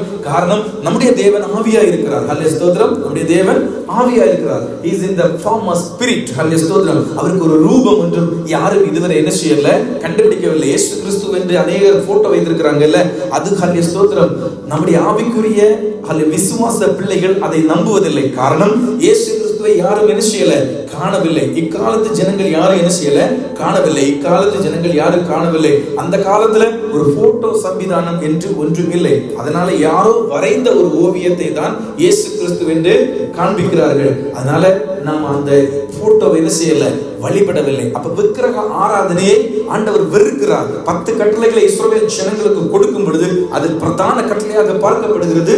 விக்கிரக ஆராதனைக்கு விலகுங்கள், விக்கிரக ஆராதனை அருவருப்பானது என்று சொல்லுகிறார். ஒரு மரத்தை அல்லேலூயா ஸ்தோத்திரம் விறகுக்காக பயன்படுத்துகிறார்கள், அதை வணங்குவதற்காக பயன்படுத்துகிறார்கள். எதற்காக எல்லாம் பயன்படுத்துகிறார்கள்? ஒரு மரம் அல்லேலூயா ஸ்தோத்திரம் கொள்ளி கட்டையாக இருக்கிற அந்த மரத்தை சிலையாக வடிவமைத்து அதை வழிபடுகிறார்கள். இவையெல்லாம் ஆண்டவர் வெறுக்கிற காரியம். அதே மாதிரி அல்லேலூயா ஸ்தோத்திரம் புதிய ஏற்பாட்டில் வரும் பொழுது நம்முடைய மனதில் ஆண்டவரை விட அல்லேலூயா ஸ்தோத்திரம் தேவனை விட தேவனுடைய காரியங்களை விட அதிகமாக நம்முடைய மனதில் எதை நாம் நினைத்திருக்கிறோமோ அதை ஒரு விக்கிரமாக ஆண்டவர் பார்க்கிறார். அந்த விக்கிரகத்தை விட்டு என்ன செய்யணும்? திரும்பணும். அதான் உண்மையான மனம் திரும்புதல். ஹல்லேலூயா ஸ்தோத்திரம். ஒருவருக்கு பணத்தின் மேல் ஆசை, ஒருவருக்கு விளையாட்டின் மேல் ஆசை, ஒருவருக்கு ஹல்லேலூயா ஸ்தோத்திரம் பல இச்சைகளின் மேல் மோகம். ஹல்லேலூயா ஸ்தோத்திரம் இவையெல்லாம் இருக்க வேண்டும். ஹல்லேலூயா ஸ்தோத்திரம் அளவோடு நமக்கு பணம் வேண்டாமா? வேணும். ஹல்லேலூயா ஸ்தோத்திரம் நமக்கு விளையாட்டு வேண்டாமா? வேணும். உடல் ஆரோக்கியம் வேண்டாமா? வேணும். இவை எல்லாவற்றையும் ஆண்டவருடைய பார்வையில் எப்படி பார்க்கிறார் தெரியுமா? இவை எல்லாம் செகண்டரியா பார்க்கிறார். முதலாவது தன்னுடைய ராஜ்யத்தையும் நீதியும் தேடுங்கள், பின்பு இவைகள் எல்லாம் உங்களுக்கு கூட கொடுக்கப்படும் என்று. அப்போ ஒரு மனிதன் ஹல்லேலூயா ஸ்தோத்திரம் மிக முக்கியமானதாக எதை கருதுகிறான்? அதுதான் அவருடைய விக்கிரகம். ஹல்லேலூயா ஸ்தோத்திரம் விக்கிரக ஆராதனை ஆண்டவர் வெறுக்கிறார். ஹல்லேலூயா ஸ்தோத்திரம் தேவனை விட ஹல்லேலூயா ஸ்தோத்திரம் தகப்பனையாவது தாயையாவது யாரையாவது தேவனை விட அதிகமாக நேசிக்கிறவன் சபிக்கப்பட்டவன் என்றெல்லாம் வேத வசனத்தில் எழுதப்பட்டிருக்கிறது. அப்போ ஹல்லேலூயா ஸ்தோத்திரம் யாரையும் என்ன செய்யக்கூடாது? ஹல்லேலூயா ஸ்தோத்திரம் தேவனுக்கு மேலாக உயர்த்தி எந்த ஒரு விஷயத்தையும் நம்ம விக்கிரகமாக ஆராதிக்க கூடாது. ஈவன் தோ ஹல்லேலூயா ஸ்தோத்திரம் இந்த காலகட்டத்தில் பாருங்க, ஹல்லேலூயா ஸ்தோத்திரம் அநேக பாஸ்டர்ஸ்க்கு பின்னாடி ஹல்லேலூயா ஸ்தோத்திரம் ஜனங்கள் போகிறார்கள். இயேசு இருக்கிறார் வாங்கன்னு கூப்பிட்டா யாரும் வர்றதில்லை. ஹல்லேலூயா இந்த பாஸ்டர் இன்னார் வந்திருக்கிறார் என்றால் ஹல்லேலூயா ஸ்தோத்திரம் ஓடி செல்கிற ஜனக்கூட்டம் தான் இந்த காலகட்டத்தில் அதிகமாக இருக்கிறது. ஹல்லேலூயா ஸ்தோத்திரம் அன்றைக்கு இயேசு எல்லாருக்கும் ஹல்லேலூயா ஸ்தோத்திரம் பொதுவாக எல்லாருக்கும் அவைலபிளா இருந்தார். ஹல்லேலூயா ஸ்தோத்திரம் பாவினியான ஹல்லேலூயா ஸ்தோத்திரம் விபச்சார ஸ்திரீக்கும் ஹல்லேலூயா ஸ்தோத்திரம் மிகப்பெரிய ஐஸ்வர்யவானாகிய ஹல்லேலூயா ஸ்தோத்திரம் ஹல்லேலூயா ஸ்தோத்திரம் ஹல்லேலூயா ஸ்தோத்திரம் சக்கேயுவுக்கும் ஹல்லேலூயா ஸ்தோத்திரம் எல்லாருக்கும் அவர் ஹல்லேலூயா ஸ்தோத்திரம் என்ன செய்த ஈஸிலி அவைலபிளா இருந்தார். ஹல்லேலூயா ஸ்தோத்திரம் இப்பொழுது உள்ள ஹல்லேலூயா ஸ்தோத்திரம் மிகப்பெரிய பாஸ்டர்ஸ் என்று அறியப்படுகிறவர்கள் அவர்கள் எப்படி இருக்கிறார்கள்? ஹல்லேலூயா ஸ்தோத்திரம் அவர்களை பார்ப்பதற்கு கியூல நிற்க வேண்டி இருக்கிறது. அவர்களை சாதாரண மனிதர்கள் பார்த்து விட முடியாது. அப்படிப்பட்ட ஒரு ஹல்லேலூயா ஸ்தோத்திரம் ஓடுதலுக்குள்ளதாக, அப்படிப்பட்ட ஒரு காரியங்களுக்குள்ளதாக மனிதர்கள் மாறிக்கொண்டிருக்கிறார்கள். ஹல்லேலூயா ஸ்தோத்திரம் நான் சொல்ல வருகிறது என்னன்னா, தேவனை விட யாரையும் நாம் என்ன செய்யக்கூடாது? உயர்வாக நினைக்க கூடாது. எஸ், கனமும் ஹல்லேலூயா ஸ்தோத்திரம் கனத்தை நாம் அவர்கள் தேவ மனிதர்கள் அவர்களுடைய கனத்தை நாம் கொடுக்க வேண்டும். ஆனால் தேவனுக்கு மேலதாக நாம் எதையும் உயர்த்த கூடாது. தேவனுக்கு மேலதாக எதையும் நாம் உயர்த்த கூடாது. ஹல்லேலூயா ஸ்தோத்திரம். அடுத்தது மனம் திரும்புதல் ஒரு மனிதனுக்கு எப்படி சம்பவிக்கிறது? ஹல்லேலூயா ஸ்தோத்திரம். ரட்சிப்பு ஒரு மனிதனுக்கு எப்படி சம்பவிக்கிறது? நீங்க ரட்சிப்பிற்காக எதையாவது சம்பாதித்தீர்களா? இல்ல, தேவனுடைய ஈவு. ஹல்லேலூயா ஸ்தோத்திரம். ரட்சிப்பு என்பது தேவனுடைய ஈவு, அவருடைய இரக்கம். அதனாலதான் நம்ம ரட்சிக்கப்பட்டிருக்கிறோம். அதே மாதிரி ஹல்லேலூயா ஸ்தோத்திரம் இந்த மனம் திரும்புதலும் தேவன் தருகிற ஈவு. பாருங்க, அப்போஸ்தலர் நடவடிக்கைகள் 11ஆம் அதிகாரம் 18ஆம் வசனம். அப்போஸ்தலர் நடவடிக்கைகள் 11ஆம் அதிகாரம் 18ஆம் வசனத்தை வாசிங்க. இவைகளை அவர்கள் கேட்ட பொழுது அமர்ந்திருந்து, அப்படியானால் ஜீவனுக்கு ஏதுவான மனம் திரும்புதலை தேவன் புறஜாதியாருக்கும் அருளி செய்தார். அப்ப ஜீவனுக்கு ஏதுவான மனம் திரும்புதலை யார் தான் அருளி செய்தது? அருளி செய்த தேவன் யாரு? ஹல்லேலூயா ஸ்தோத்திரம். அருளி செய்தது யாரு? தேவன். அப்போ ஹல்லேலூயா ஸ்தோத்திரம் மனம் திரும்புதல் ரட்சிப்பை போல ஹல்லேலூயா ஸ்தோத்திரம் ரட்சிப்புக்குள்ளதாக இருக்கிற எல்லா ஹல்லேலூயா ஸ்தோத்திரம் அதனுடைய பங்கு தான் என்னது? மனம் திரும்புதல் ஒரு பங்கு. ஹல்லேலூயா ஸ்தோத்திரம் ஒரு பங்களிப்பு. ரட்சிப்புக்குள்ளதாக ஒரு பங்களிப்பு தான் மனம் திரும்புதல். ரட்சிப்புக்குள்ளதாக ஒரு பங்களிப்பு தான் மீண்டும் பிறந்தல். ரட்சிப்புக்குள்ளதாக ஒரு ஹல்லேலூயா ஸ்தோத்திரம் ஒரு பங்களிப்பு தான் நீதீகரணம். ஹல்லேலூயா ஸ்தோத்திரம் ரட்சிப்புக்குள்ளதாக ஒரு பங்களிப்பு தான் விசுவாசம். ரட்சிப்புக்குள்ளதாக ஒரு பங்களிப்பு தான் ஹல்லேலூயா ஸ்தோத்திரம். ஹல்லேலூயா ஸ்தோத்திரம். ஹல்லேலூயா ஸ்தோத்திரம் அடாப்ஷன். ஹல்லேலூயா ஸ்தோத்திரம். அப்போ இவை எல்லாம் ஹல்லேலூயா ஸ்தோத்திரம் ரட்சிப்பு பூரணப்பட, ரட்சிப்பு கிடைக்கப்பெற நம்முடைய வாழ்க்கையில் சம்பவிக்கிற காரியங்கள். அப்போ ஹல்லேலூயா ஸ்தோத்திரம் ரட்சிப்பு ஃப்ரீ கிஃப்ட் மாதிரி இந்த ஹல்லேலூயா ஸ்தோத்திரம் மனம் திரும்புதலே தேவன் தான் என்ன செய்கிறார்? அருளி செய்கிறார். அடுத்த வசனம் அப்போஸ்தலர் நடவடிக்கைகள் 5ஆம் அதிகாரம், Acts of Apostles 5 chapter 5 verses 30 and 31. 30 and 31 வசனத்தை வாசிங்க. நீங்கள் மரத்திலே தூக்கி கொலை செய்த இயேசு நம்முடைய பிதாக்களின் தேவன் எழுப்பி இஸ்ரவேலுக்கு மனம் திரும்புதலையும் பாவ மன்னிப்பையும் பாருங்க. ஸ்தோத்திரம். ஆண்டவர் சொல்லுகிறார், யூதர்களிடத்தில் சொல்லுகிறார், நீங்கள் மரத்திலே தூக்கி கொலை செய்தீர்கள். ஸ்தோத்திரம். யார? இயேசுவை சிலுவையிலே தூக்கி கொலை செய்தீர்கள். அந்த கொலை செய்த இயேசுவை நான் என்ன செய்தேன்? உங்களுக்கு முன்பதாக திரும்ப கொண்டு வந்தேன். எதற்கு? ஸ்தோத்திரம். உங்களுக்கு மனம் திரும்புதலை தருவதற்கு, உங்களுக்கு பாவ மன்னிப்பை தருவதற்கு. அப்ப மனம் திரும்புதலை தருவதற்காக இயேசுவை நம்மிடத்துக்கு அனுப்பினது யாரு? தேவன். அப்ப தேவன் தந்த தயவுனால்தான் நம்மளுக்கு மனம் திரும்புதல் வருகிறது. அடுத்தது இட்ஸ் a God's favor. ரோமருக்கு எழுதின நிருபம் 2ஆம் அதிகாரம் 4-5 வசனங்கள். ரோமருக்கு எழுதின நிருபம் 2ஆம் அதிகாரம் 4-5 வசனங்கள். It's a God's favor. தேவனுடைய தயவு. அல்லது தேவ தயவு நீ குணப்படும்படி உன்னை ஏவுகிறது என்று அறியாமல் அவருடைய தயவு, பொறுமை, நீடிய சாந்தம் இவைகளின் ஐஸ்வர்யத்தை அசட்டை பண்ணுகிறாயோ. ஸ்தோத்திரம். பாருங்க, தேவனுடைய தயவு நம்மிடத்தில் வெளிப்படும் பொழுது ஸ்தோத்திரம் மனம் திரும்புதல் நமக்கு வருகிறது. மனம் திரும்புதல் வரும் பொழுதுதான் அதுக்கு பிற்பாடு சொல்லப்பட்ட காரியங்கள் எல்லாம் சம்பவிக்கும். யோவான் எழுதின சுவிசேஷம் 6ஆம் அதிகாரம் 44ஆம் வசனத்தை வாசிங்க. யோவான் 6ஆம் அதிகாரம் 44ஆம் வசனம். என்னை அனுப்பின பிதா ஒருவனை இழுத்துக் கொள்ளாவிட்டால் அவன் என்னிடத்தில் வரமாட்டான். தேவனிடத்தில் வருகிறவன் மனம் திரும்பி தேவனிடத்தில் வருகிறான். சரிதானே? பழைய நம்பிக்கைகளை, பழைய விசுவாசங்களை, பழைய எண்ணங்களை விட்டு தேவனிடத்திலாக வருகிறான். அப்ப தேவனிடத்தில் ஒருவன் தேவனை இழுத்துக் கொள்ளாவிட்டால் யார் வருவது? வாசிங்க சங்கீதங்களின் புஸ்தகம் 65ஆம் அதிகாரம் அதனுடைய 4ஆம் வசனத்தை வாசிங்க. உம்முடைய பிரகாரங்களில் வாசமாய் இருக்கும்படி நீர் தெரிந்து கொண்டு சேர்த்துக் கொள்கிறவன் பாக்கியவான்.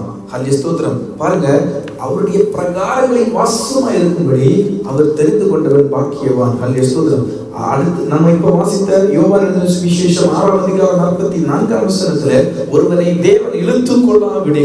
ஸ்தோத்திரம். அப்போ நம்முடைய மனம் திரும்புதல், ஸ்தோத்திரம், ரட்சிப்பு, யாவும் தேவனுடைய தயவு என்பதை நமக்கு உணர்த்துகிறது. 2 பேதுரு புஸ்தகம் 3ஆம் அதிகாரம் 9ஆம் வசனம்.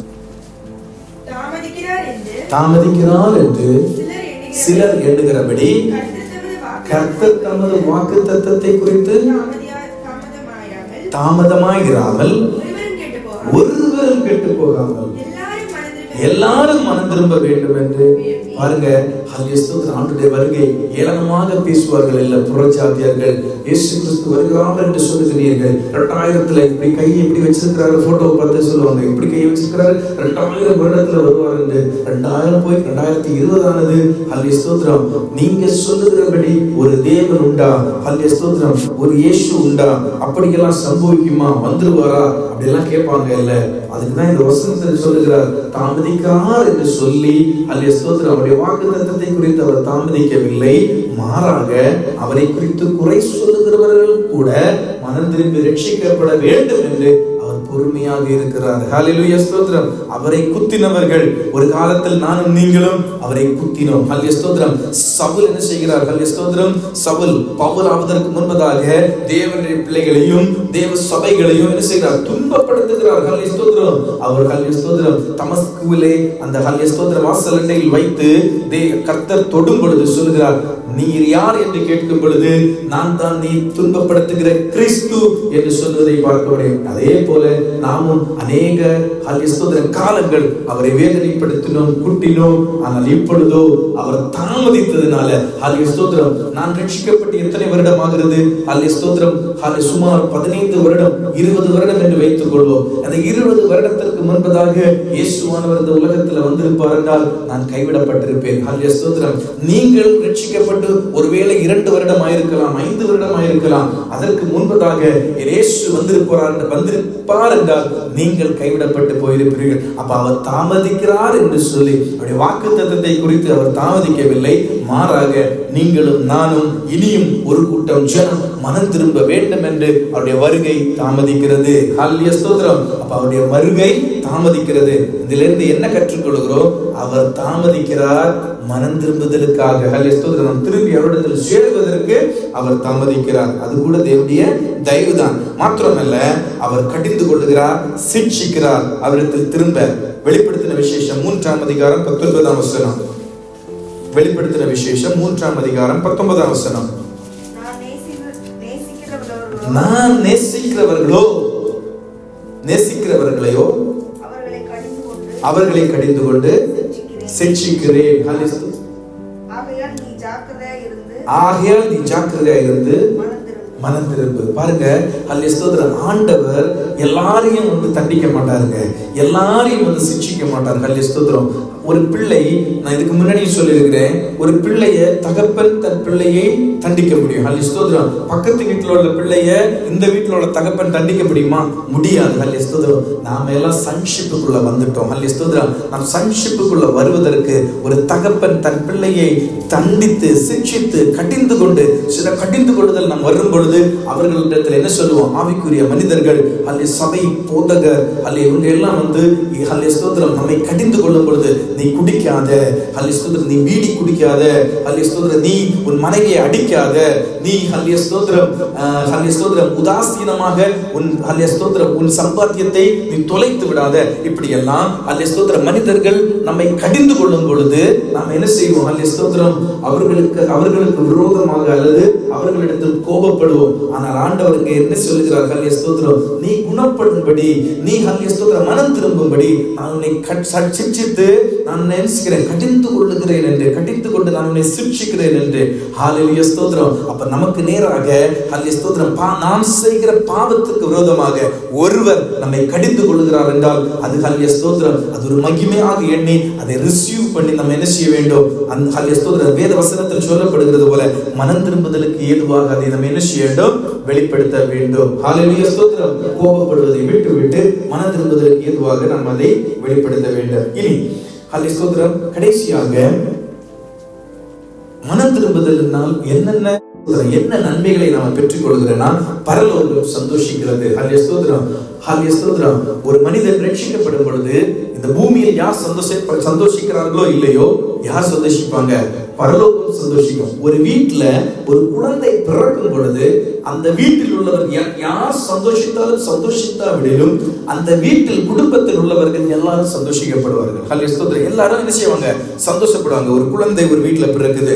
ஹல்லேலூயா, ஸ்தோத்திரம். இது ஹல்லேலூயா, ஸ்தோத்திரம், இந்த வீட்டுல குழந்தை பிறக்கிறது என்றால் ஹல்லேலூயா, ஸ்தோத்திரம், இந்த தெருவில் உள்ள எல்லாரும் சந்தோஷப்படுவாங்கன்னு இல்ல, இந்த வீட்டுல உள்ளவங்க சந்தோஷப்படுவாங்க. ஹல்லேலூயா, ஸ்தோத்திரம். இந்த வீட்டுல உள்ளவங்க சந்தோஷம். அதே மாதிரி ஒரு குழந்தை ஹல்லேலூயா, ஸ்தோத்திரம், ரட்சிக்கப்படும் பொழுது, மனம் திரும்பும் பொழுது, ஹல்லேலூயா, ஸ்தோத்திரம், பரலோகத்தில் அந்த குழந்தை என்ன செய்கிறது?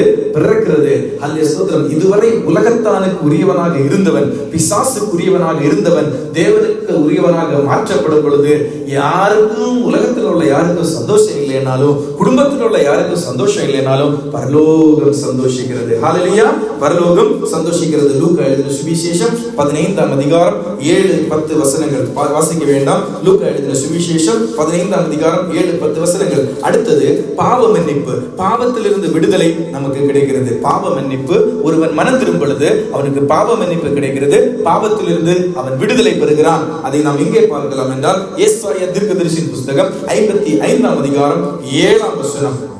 அப்போஸ்தலர் நடபடிகள் 3ஆம் அதிகாரம் 19ஆம் வசனத்தில் நாம் பார்க்க முடியும். ஏசாயா தீர்க்கதரிசியின் புத்தகம் 55ஆம் அதிகாரம் 7ஆம் வசனம், அப்போஸ்தலர் நடபடிகள் 3:19 பார்க்க முடியும். அடுத்தது, ஒரு மனிதன் மனம் திரும்பும் பொழுது பரிசுத்த ஆவியானவர் அவன் மேல் வந்து வாசமாய் இருக்கிறார். ஹல்லேலூயா, ஸ்தோத்திரம். நாம எல்லாம் பரிசுத்த ஆவியை பார்த்தோம். மனம் திரும்ப, ஹல்லேலூயா, ஸ்தோத்திரம், மறுபடியும் பிறக்கிற அனுபவத்தை குறித்து பார்த்தோம். ஹல்லேலூயா, ஸ்தோத்திரம். இவை எல்லாவற்றையும் பார்க்கும் பொழுது முதலாவது இதற்குடைய அடித்தளம் என்னது? மனம் திரும்புதல் வேண்டும். அல்லேலூயா ஸ்தோத்திரம். மனம் திரும்புதல் இல்லாமல் நான் சொன்னேன் விசுவசிக்க கூட முடியாது. ஏனென்றால் அல்லேலூயா ஸ்தோத்திரம், ஒரு நாணயத்திற்கு, ஒரு காயினுக்கு 2 பகுதிகள் இருப்பது போல மனம் திரும்புதல் ஒரு பகுதி, விசுவாசம் ஒரு பகுதி. மனம் திரும்புதல் இல்லாமல் விசுவசிக்க முடியாது. அதே மாதிரி அல்லேலூயா ஸ்தோத்திரம், பரிசுத்த ஆவி நாம் விசுவசிக்கும் பொழுது, நாம் மனம் திரும்பும் பொழுது பரிசுத்த ஆவியானவர் அல்லேலூயா ஸ்தோத்திரம் நமக்குள்ளாக வாசம் பண்ண ஆரம்பிக்கிறார். அல்லேலூயா ஸ்தோத்திரம். ஹalleluya ஸ்தோத்திரம். அப்போ நம்ம அல்லேலூயா ஸ்தோத்திரம் இந்த நாள் நாம் தியானித்த காரியம் என்ன? forsake the sin. அல்லேலூயா ஸ்தோத்திரம். அதாவது பாவத்தை விட்டு, பாவ சுபாவங்களை விட்டு, அல்லேலூயா ஸ்தோத்திரம், அந்த அப்படிப்பட்டதான எண்ணங்களை விட்டு திரும்பி தேவனிடத்திலாக வருவதுதான் என்னது? மனம் திரும்புதல். தேவனிடத்திலாக வருகிறதுதான் மனம் திரும்புதல். ஒரு நபர் தன் நடக்கைகளை குறித்து சரியான புரிதல் எப்ப கிடைக்கும்? வேதத்தின் வெளிச்சத்துல கிடைக்கும். அல்லேலூயா ஸ்தோத்திரம். கர்த்தருடைய வார்த்தையில கிடைக்கும். பிரசங்கத்தின் மூலம் அல்லேலூயா ஸ்தோத்திரம் பேசுகிறதை கவனித்து கேட்கும் பொழுது அது இருதயத்துல பேசும். அல்லேலூயா ஸ்தோத்திரம். ஒரு வார்த்தை நம்மிடத்துல பேசும் பொழுது ஆவியானவருடைய, இது ஆவியானவரால் ஏவப்பட்ட புஸ்தகமானதுனால இதிலிருந்து பேசும் பொழுது ஆவியானவர் இடைப்படுவார். அல்லேலூயா ஸ்தோத்திரம். நாம் அதை கவனித்து கேட்கும் பொழுது ஆவியானவர் நம்மோடு கூட இடைப்படும் பொழுது, அந்த வேதத்தின் வெளிச்சம் வரும் பொழுது அல்லேலூயா ஸ்தோத்திரம், ஒரு மனிதன் என்ன செய்கிறான்? தான் நடந்து வருகிற பாதைகளை குறித்து அவனுக்கு ஒரு புரிதல் வருகிறது. அல்லேலூயா ஸ்தோத்திரம். அந்த புரிதல் வந்த உடனே அதுல நன்மை எது, திண்மை எது என்பதை குறித்து அவனுக்கு ஒரு வெளிச்சம் அல்லேலூயா ஸ்தோத்திரம் தன் மன கண்ணுல, அல்லேலூயா ஸ்தோத்திரம், மன இருதயத்துல அவனுக்கு வருகிறது. அப்பொழுது அவன் என்ன செய்கிறான்? தீமைகளை விட்டு அல்லேலூயா ஸ்தோத்திரம் தேவனிடத்திலாக திரும்புகிறான். இல்ல, அதுதான் உண்மையான மனம் திரும்புதல். அல்லேலூயா ஸ்தோத்திரம். அதுதான் உண்மையான மனம் திரும்புதல். ஒரே ஒரு காரியத்தை குறித்து மாத்திரம் நான் சொல்லி முடிக்கிறேன். கடைசியாக சக்கேயு என்கிற மனிதனை குறித்து நாம் பார்ப்போம். லூக்கா எழுதின சுவிசேஷம் 19ஆம் அதிகாரத்தை எடுங்க. லூக்கா எழுதின சுவிசேஷம் 19ஆம் அதிகாரத்தை எடுங்க. லூக்கா 19ஆம் அதிகாரத்துல அல்லேலூயா ஸ்தோத்திரம் 8ஆம் வசனத்தை பாருங்க. சக்கேயு நின்று கர்த்தரை நோக்கி, ஆண்டவரே, என் ஆஸ்திகளில் பாதியை ஏழைகளுக்கு கொடுக்கிறேன். நான் ஒருவரிடத்தில் எதையாகிலும் அதிகாயமாய் வாங்கிறதுண்டானால் நாலனைத்தாக திரும்ப செலுத்துகிறேன் என்றார். இயேசு அவனை நோக்கி, இன்றைக்கு இந்த வீட்டுக்கு ரட்சிப்பு வந்தது, இவனும் ஆபிரகாமுக்கு குமாரனாய் இருக்கிறானே என்று சொல்வதை குறித்து பார்க்க முடியும். இங்க என்ன நடந்தது? சக்கேயு இருக்கிற மனுஷன் அந்த அல்லேலூயா ஸ்தோத்திரம் தெருவாக அந்த பகுதியில இயேசு கடந்து செல்லும் பொழுது இயேசுவை பார்க்க வேண்டும் என்ற ஆசையில ஒரு மரத்தில், குள்ளமான மனிதன் ஒரு மரத்தில் மேல ஏறி இருந்து இயேசுவை பார்க்க வேண்டும் என்று, அதாவது இயேசுவை அவன் பார்க்கணும், இயேசு அவனை என்ன செய்யக்கூடாது? பார்த்திட விடக்கூடாது என்ற நோக்கத்தில் அல்லேலூயா ஸ்தோத்திரம் அவன் இயேசுவை பார்க்க வேண்டும் என்று இருந்தான். அவன் யார் என்றால் அவன் வரி வாங்குகிறவன். அல்லேலூயா ஸ்தோத்திரம். டாக்ஸ் கலெக்டர், வரி வாங்குகிறவன், அதிகமாக வரியை வாங்கினவன், அதிகமாக சொத்து சேர்த்து வைத்திருப்பவன். அல்லேலூயா ஸ்தோத்திரம். கர்த்தருடைய கட்டளைகளுக்கு விரோதமாக நடந்தவன். அல்லேலூயா ஸ்தோத்திரம். அநேக ஆஸ்திகள் அவன் சம்பாதித்தான், தவறாக அநேகரை. அல்லேலூயா ஸ்தோத்திரம். அப்போ அவன் மட்டும் ஆஸ்தி உள்ளவனாக இருக்கிறான். அவனை சார்ந்தவர்கள் எல்லாம் எப்படி இருக்கிறாங்க? இவனிடத்தில் கடன் வாங்கி, இவனிடத்தில் இருந்து அல்லேலூயா ஸ்தோத்திரம் அடமானம் வைத்து அநேக அவங்க தரித்திரராக இருக்கிறார்கள். இவன் எப்படி இருக்கிறான்? ரொம்ப ஆஸ்தி உள்ளவனாக இருக்கிறான். அதுதான் அவனுடைய வாழ்க்கை. இப்ப என்ன நடக்கிறது? இயேசுவை பார்க்க வாஞ்சியோடு கூட இவன் அந்த அல்லேலூயா ஸ்தோத்திரம் மரத்தின் மேல் ஏறி பார்த்து கொண்டிருக்கும் பொழுது இயேசு அவனை பார்த்தார். அல்லேலூயா ஸ்தோத்திரம். இயேசு அவனை பார்த்து கொண்டு இயேசு என்ன செய்தார்? அல்லேலூயா ஸ்தோத்திரம். பாருங்க, அவனை சாதாரணமாக ஒரு மனுஷன், மனிதனுடைய பார்வையில அவன் வீட்டிற்கு இயேசு போகக்கூடாது. அல்லேலூயா ஸ்தோத்திரம். அவன் வீட்டிற்கு இயேசு போகக்கூடாது. ஆனால் அல்லேலூயா ஸ்தோத்திரம், நாம வாசித்த வசனம் இருக்குல்ல, ஒரு மனிதனை அல்லேலூயா ஸ்தோத்திரம் உம்முடைய பிரகாரங்களில் வாசமா இருப்பதற்கு நீர் சேர்த்துக் கொள்கிறவன் பாக்கியவன் என்பது போல அல்லேலூயா ஸ்தோத்திரம் ஒருவன் அல்லேலூயா ஸ்தோத்திரம் நான் ஒருவனை இழுத்துக் கொள்ளாவிடில் அல்லேலூயா ஸ்தோத்திரம் அவன் எப்படி என்னிடத்தில் வருவான் என்று கேட்ட வசனத்திற்கு இணங்க அல்லேலூயா ஸ்தோத்திரம் இங்க என்ன நடக்கிறது? அல்லேலூயா ஸ்தோத்திரம் ஆண்டவர் அல்லேலூயா ஸ்தோத்திரம் அவன் மேல் மனதிருக்கிறார். அல்லேலூயா ஸ்தோத்திரம். ஹல்லேலூயா ஸ்தோத்திரம். அவன் வீட்டிற்கு செல்கிறார். அவருடைய வீட்டிற்கு செல்லும் பொழுது எல்லாரும் அந்த தேசத்தில், அந்த பட்டணத்தில் உள்ள எல்லாரும் சொல்லுவாங்க, இவர் அல்லேலூயா ஸ்தோத்திரம் இவருடைய வீட்டிற்கா போகிறார் என்று. ஆனால் அல்லேலூயா ஸ்தோத்திரம் அவர் போய் வாசமா இருந்து திரும்பி வரும் பொழுது இவன் சொன்ன வார்த்தைகளை குறித்து தான் நாம பார்த்தோம். சகீதேயு என்று கர்த்தரை பார்த்து, ஆண்டவரே, என் ஆஸ்திகளில் பாதியை ஏழைகளுக்கு நான் கொடுக்கிறேன். நான் அதிகமாக வாங்கினது உண்டானால் 4 நேத்தாக நான் திருப்பி கொடுக்கிறேன் என்று. இங்க என்ன தெரிகிறது? அல்லேலூயா ஸ்தோத்திரம் அவருடைய இயேசுவுடைய இரக்கத்தின் மகிமையை அந்த இடத்துல சகீதேயுக்கு வெளிப்படுத்தினார். அதே போலதான் அல்லேலூயா ஸ்தோத்திரம் தகுதி இல்லாத நமக்கு ஆண்டவருடைய இரக்கத்தை வெளிப்படுத்தினார். அல்லேலூயா ஸ்தோத்திரம் அவருடைய இரக்கத்தை வெளிப்படுத்தி அவர் நம்மேல் வாசமா இருக்க வந்தார். அவர் நம்ம மேல் வாசமாய் இருக்க வந்த பொழுது நாம் என்ன செஞ்சோம்? ஹல்லேலூயா ஸ்தோத்திரம். நம்மில் இருந்த அநேக கிரியைகளை விட்டு ஹல்லேலூயா ஸ்தோத்திரம் நாம் ஆண்டவருக்கு பின் சென்றோம், மனம் திரும்பினோம். ஹல்லேலூயா ஸ்தோத்திரம். சகேயு என்கிற மனுஷன் மனம் திரும்பி ஹல்லேலூயா ஸ்தோத்திரம் தன் ஆஸ்திகளை தான் ஹல்லேலூயா ஸ்தோத்திரம் அதிக கிரயத்துக்கு அதிகமாக வட்டி வாங்கின காரியங்களை எல்லாம் நான் விட்டுக் கொடுக்கிறேன் என்று சொல்லி அவனுடைய கிரியைகளினாலே தன்னுடைய ஹல்லேலூயா ஸ்தோத்திரம் மனம் திரும்புதலை காண்பித்தான். அதே போல தகுதி இல்லாத இருந்த நம்மையும், சகேயை போல தகுதி இல்லாத இருந்த நம்மையும் ஆண்டவர் தெரிந்து கொண்டு நம்மை சேர்த்து கொண்டார். ஹல்லேலூயா ஸ்தோத்திரம். ஆண்டவர் தெரிந்து கொண்டு நம்மை சேர்த்து கொண்டார். அதே அவர் தெரிந்து கொண்டதற்கு ஹல்லேலூயா ஸ்தோத்திரம் ஏற்றவாறு மனம் திரும்புதலுக்கு ஏற்ற கனியை நாம் அவருக்கு ஹல்லேலூயா ஸ்தோத்திரம் கொடுப்போம். ஹல்லேலூயா ஸ்தோத்திரம். ரட்சிப்பில் ஹல்லேலூயா ஸ்தோத்திரம் மனம் திரும்புதல் எப்படியாக இருக்கிறது? இந்த மனம் திரும்புதல் நமக்குள் ஏற்பட்டால் தான் ரட்சிப்பு பூரணமாகும். ஹல்லேலூயா ஸ்தோத்திரம். கர்த்தர் தாமே இந்த வார்த்தையினாலே உங்கள் ஒவ்வொருவரையும் ஆசீர்வதிப்பாராக. ஆமென், ஆமென், ஆமென்.